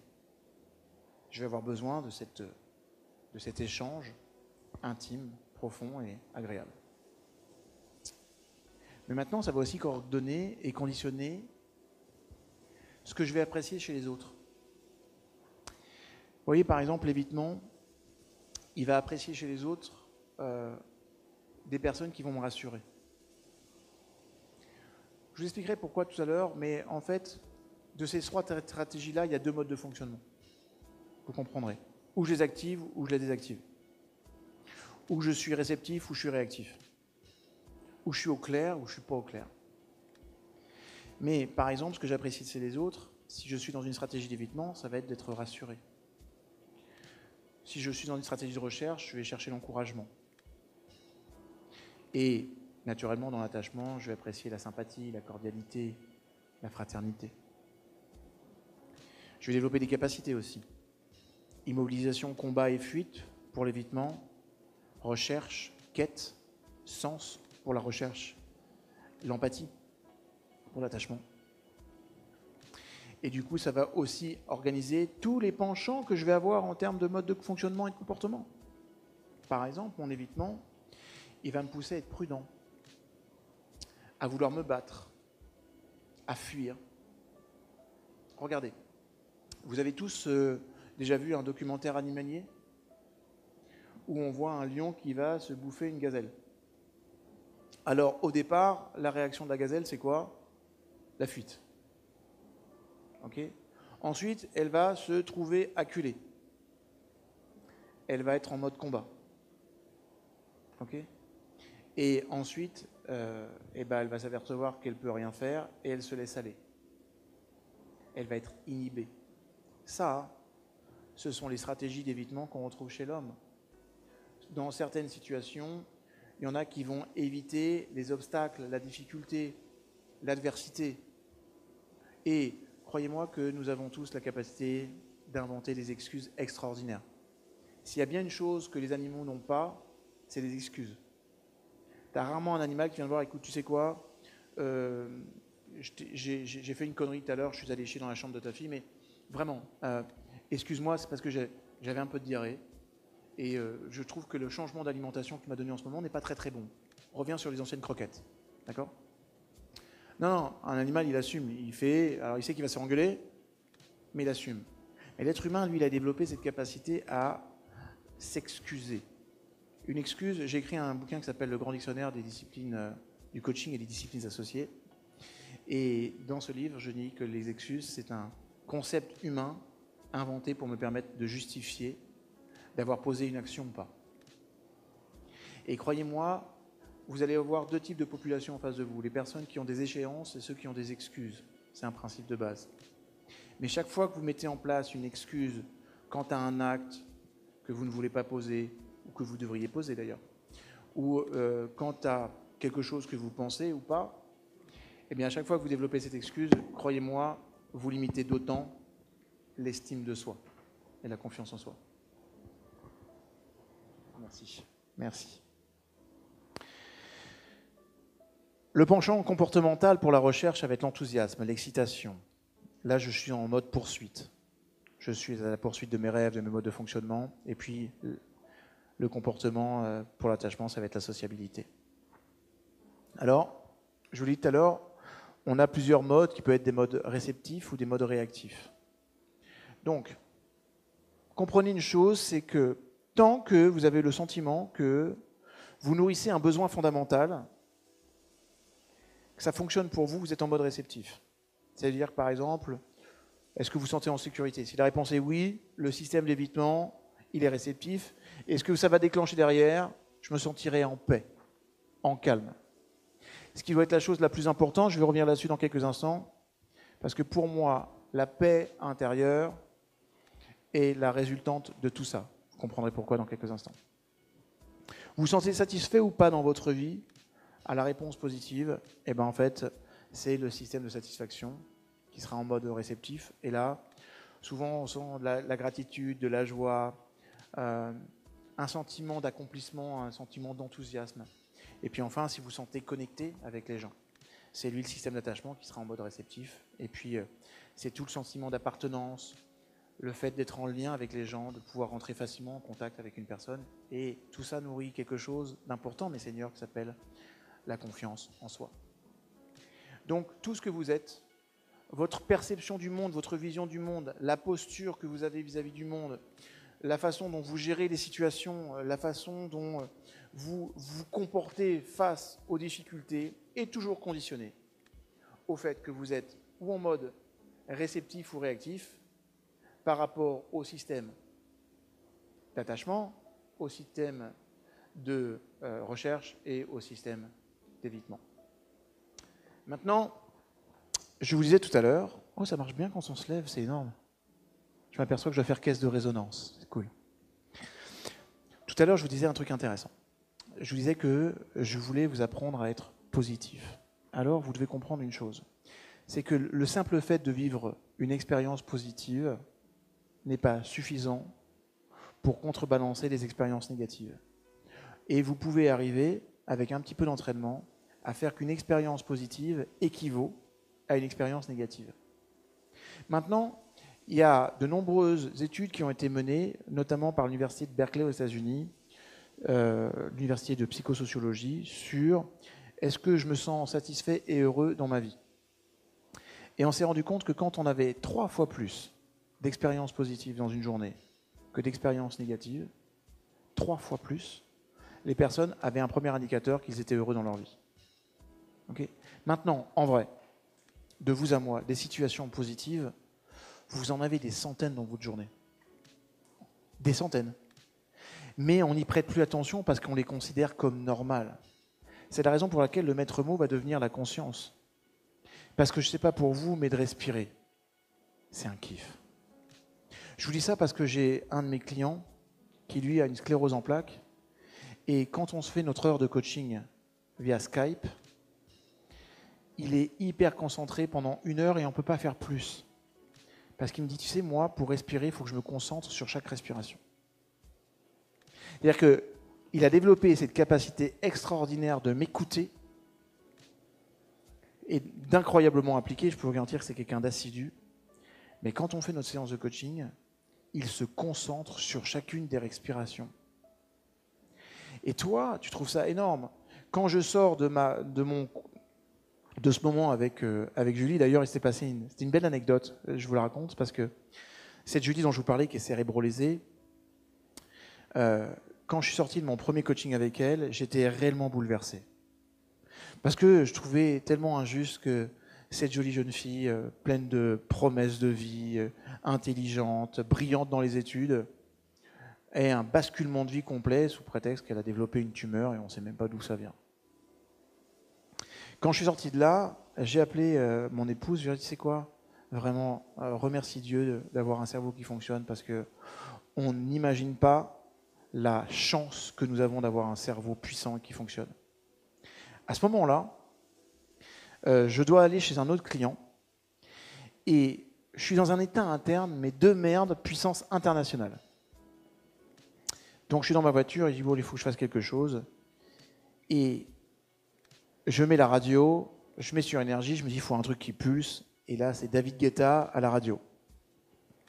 Bon, David Guetta, on aime ou on n'aime pas, mais quand tu écoutes, c'est pas quelque chose qui t'apaise. C'est quelque chose qui te sort au niveau énergétique. Et moi, personnellement, j'aime bien. Voilà. Je ne suis pas le seul, puisque la dernière fois qu'il était à Paris, il y a un monsieur qui est venu dans sa petite box là, qui était Sylvester Stallone, qui lui a dit qu'il s'entraînait qu'avec sa musique. Donc ça veut dire que si Stallone est devenu Rocky, c'est grâce à David Guetta. Donc notez ça dans vos tablettes. Et c'est intéressant parce que je vais passer donc de Julie à un client, alors client dans le monde de l'entreprise. Et j'étais vraiment dans un état interne de merde. Voilà.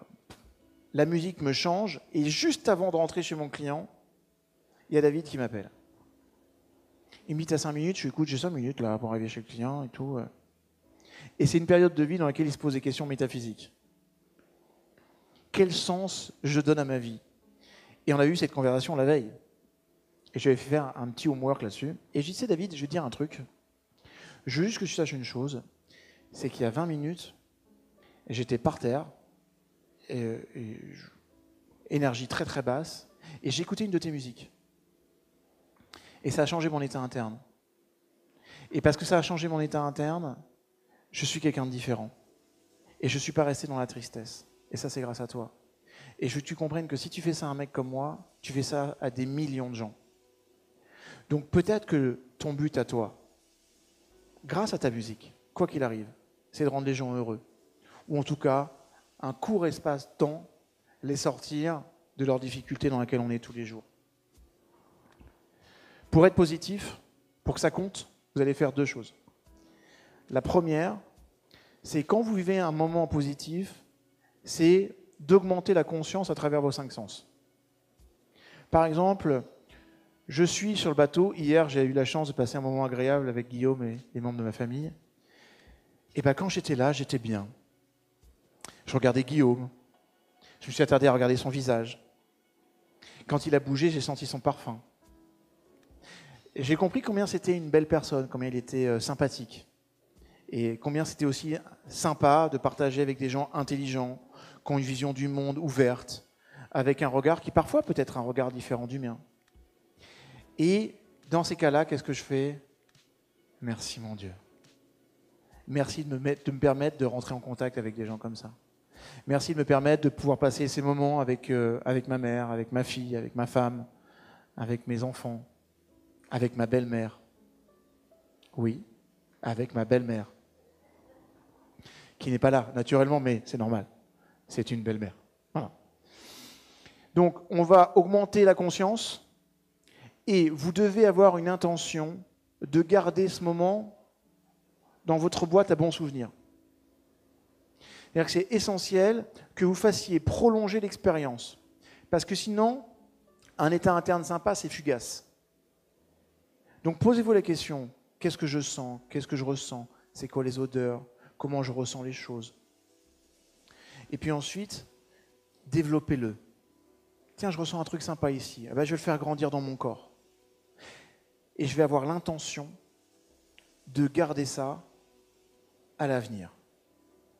Et vous allez voir que quand vous avez cette gymnastique-là, en fait, eh ben, sans le savoir, vous switchez votre système de la mémoire explicite à la mémoire implicite. Je terminerai sur un dernier point que je vais vous livrer comme un cadeau qui est arrivé par hasard. Tu me laisses encore 2 minutes? Ok. Il s'est passé un truc à l'université de Berkeley.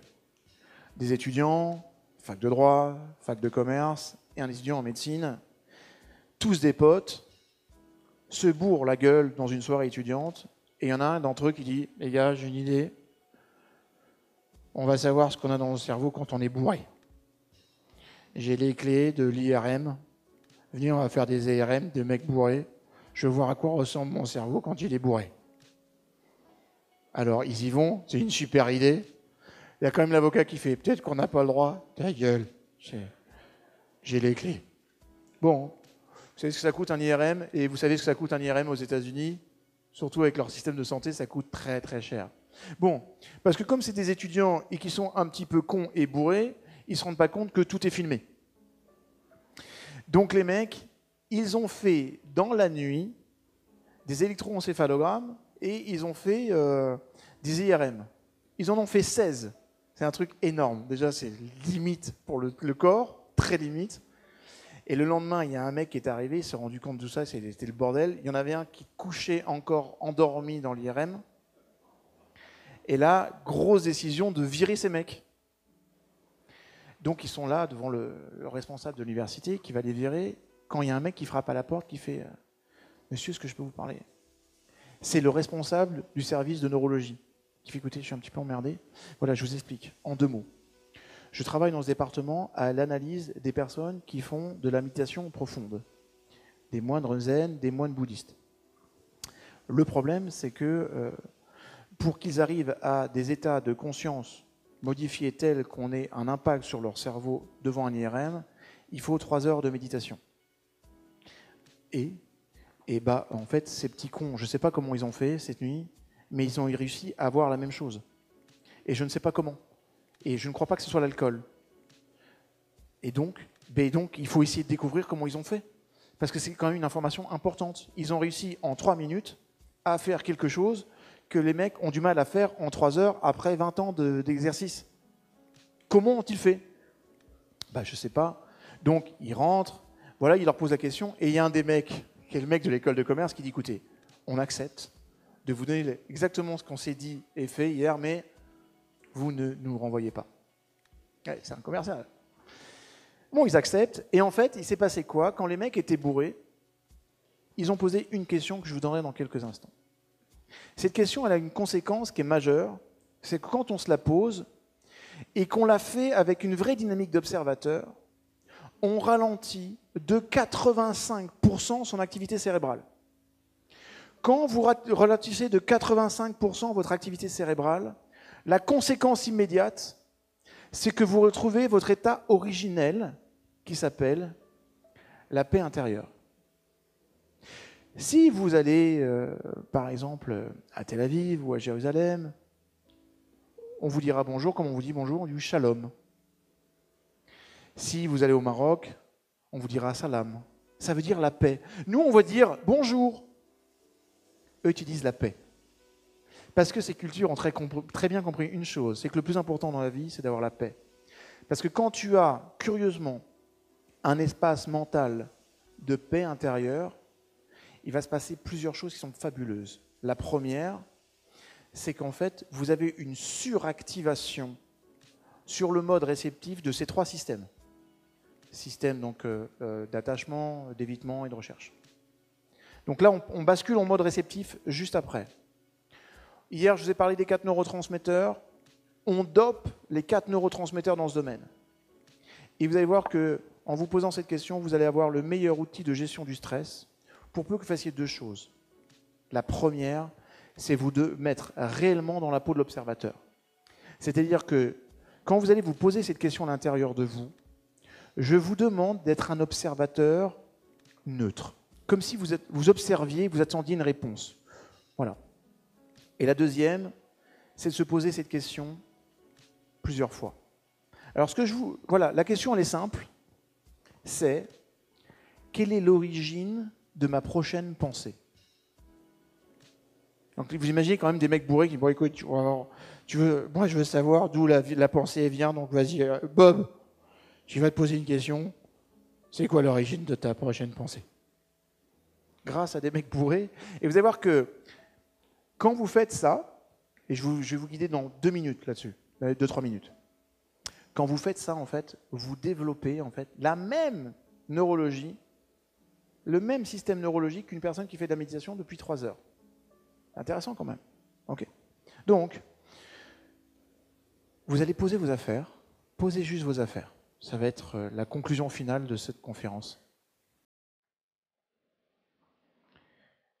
Vous allez poser vos affaires et vous allez vous installer comme ça dans la peau d'un observateur. Imaginez que vous êtes un chercheur intérieur et vous êtes un observateur de vous-même à l'intérieur. On va faire ça pendant 2 minutes. Juste comme ça, regardez comment vous vous sentez avant et vous regardez comment vous vous sentirez après. Et si vous en avez l'occasion, faites-le régulièrement dans la journée. Ces 2 minutes-là vont vous permettre de... Je vous poserai éventuellement d'autres petites questions pendant l'exercice, mais installez-vous là-dedans et maintenant posez-vous la question suivante. Qu'est-ce qui est à l'origine de ma prochaine pensée? Qu'est-ce qui est à l'origine de ma prochaine pensée? Essayez d'observer d'où ça vient.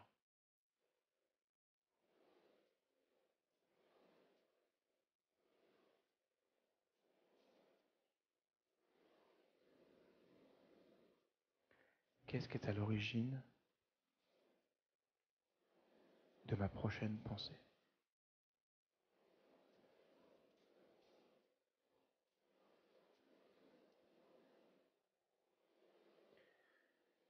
Quelle est la couleur de ma prochaine pensée?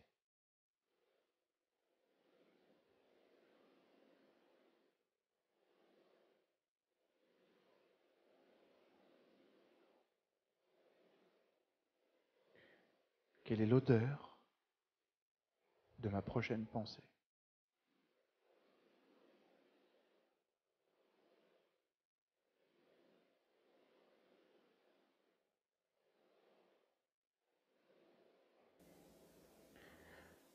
Quelle est l'origine de ma prochaine pensée?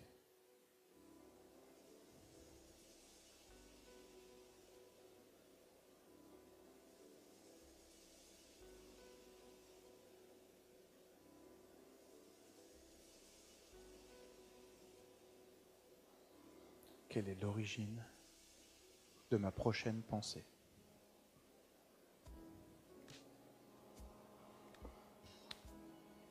Vous allez pouvoir revenir tout doucement ici maintenant, en ouvrant tout doucement les yeux.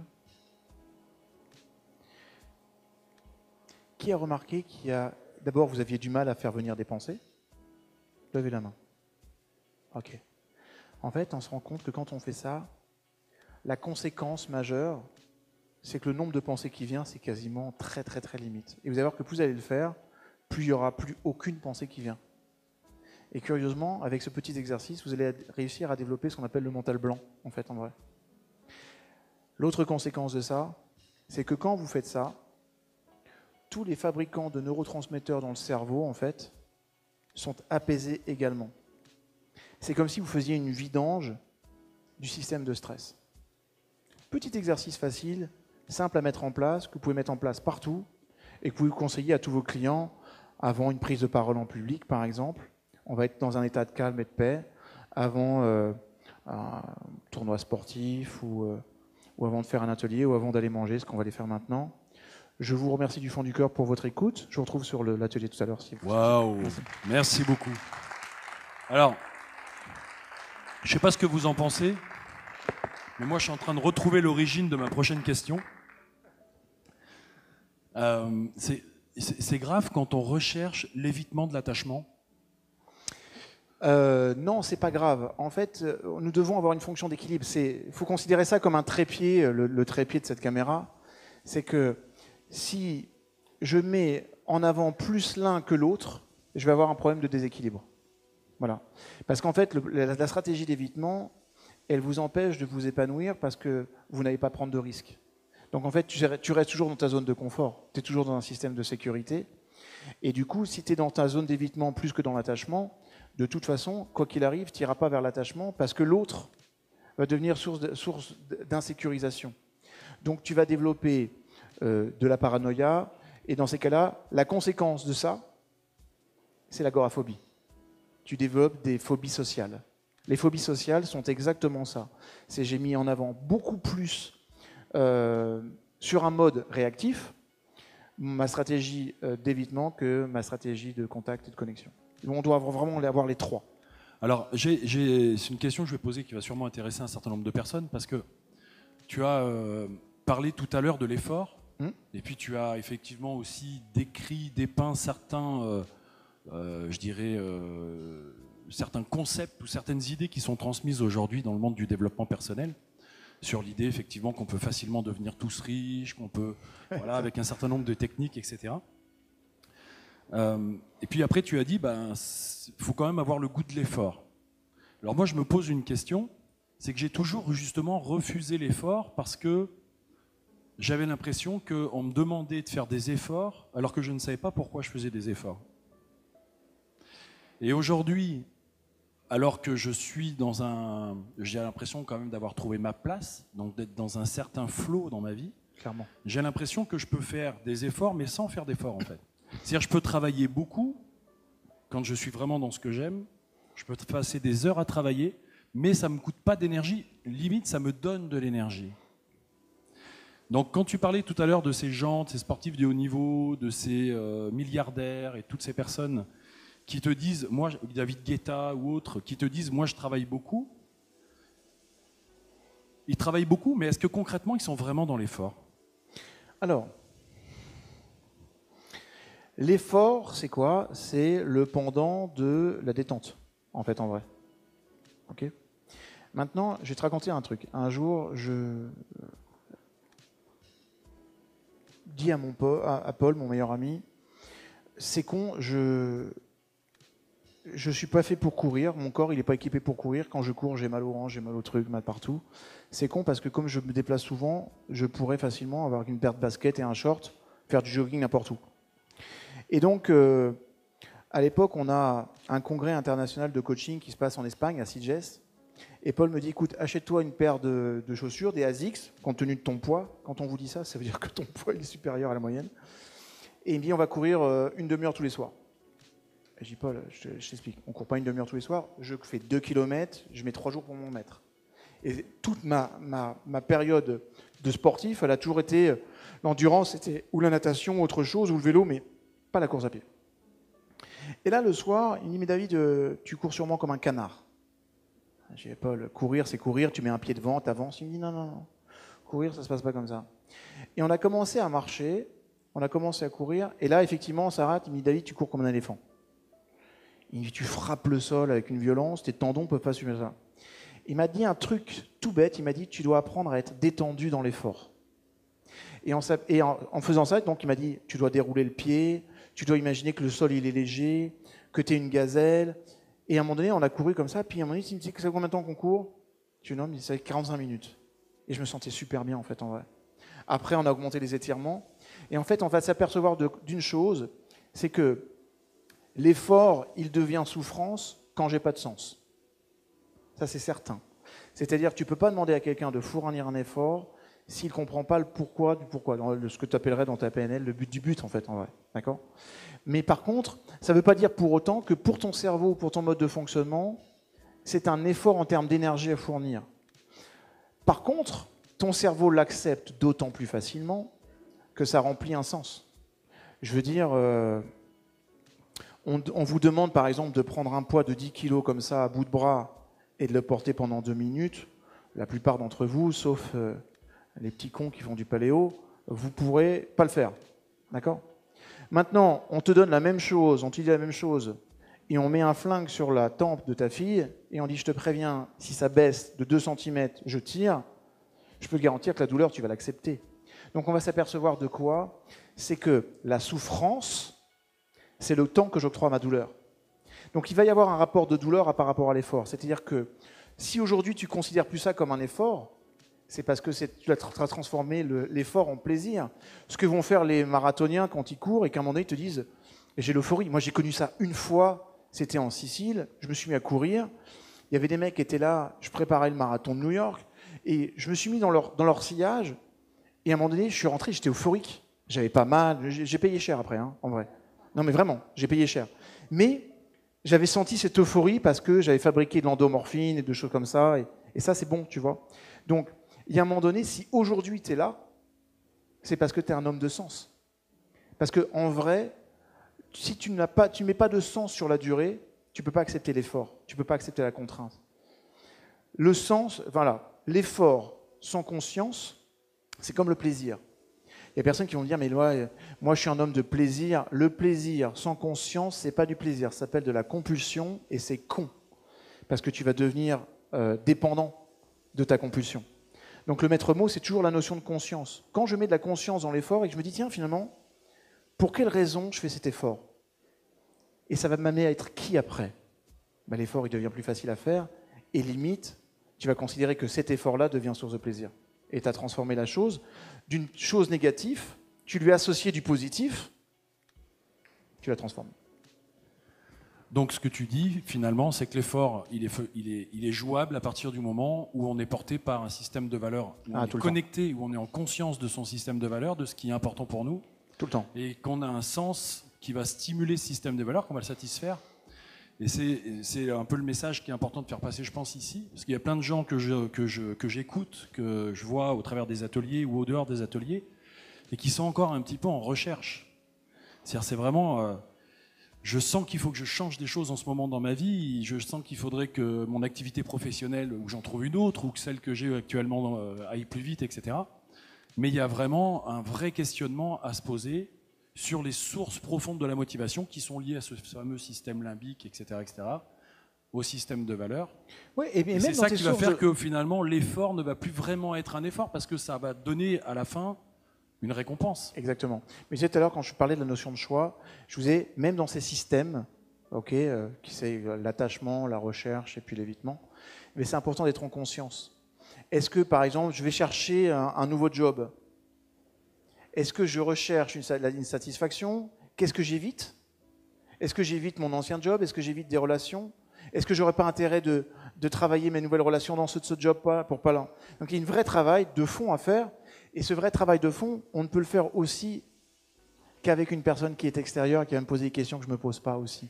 C'est tout aussi la chance du coaching ou de toutes les méthodes d'accompagnement, c'est que, comprenez une chose, c'est quand je vous dis que on a 98% des pensées que nous avons sont les mêmes qu'hier, ça veut dire qu'on réfléchit toujours de la même façon.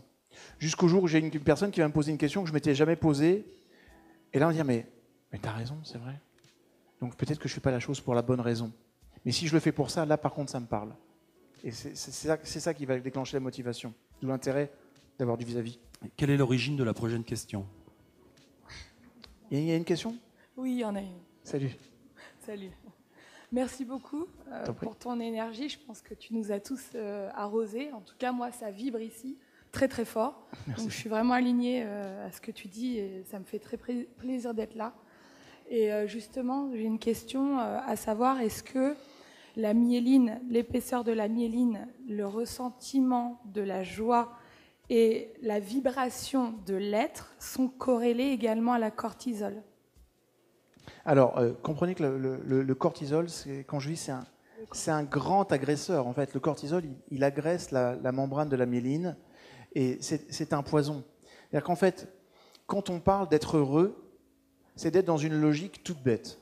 Vous savez, je vous ai parlé du cadran haute énergie négative, basse énergie négative, haute énergie positive, basse énergie positive. Mon job, c'est de faire des choses qui vont me permettre de mettre en énergie positive et puis de mettre en énergie positive basse. Il faut que je cumule avec les deux. Parce que non plus, il y a aussi un truc, souvent, quand tu vas dans un séminaire de Tony Robbins, tu es « Wow, just do it » pendant 3 jours. Et après, moi, quand je les vois tous, je dis « Oula, quand ça va redescendre, ça va être mauvais, ça va être violent. » Tu vois ? Comme la drogue. Et c'est important de te dire « Je pulse, mais je prends soin de moi. Je me traite en première classe, je récupère. » Parce que, vous savez, si vous allez au gym là-bas, et là, les paléos vont me le dire aussi, ou Arthur parle mieux que moi, mais vous ne fabriquez pas du muscle à la salle. On ne fabrique pas de muscle dans la salle, on fabrique du muscle la nuit, quand on dort. C'est là que la mélatonine, elle vient se fixer et fabriquer les protéines nécessaires pour fabriquer le muscle qui ont été usés, abîmés. Et c'est comme ça qu'on renforce la structure musculaire. Pendant la salle, on abîme, pendant la nuit, on répare. C'est-à-dire qu'on doit toujours être dans une logique de je fabrique, je me repose, je me détends. Mais croyez-moi, quand vous êtes là-dedans, vous ne fabriquez pas de cortisol, ou quasiment pas. Juste le nécessaire pour la vie diurne, en fait.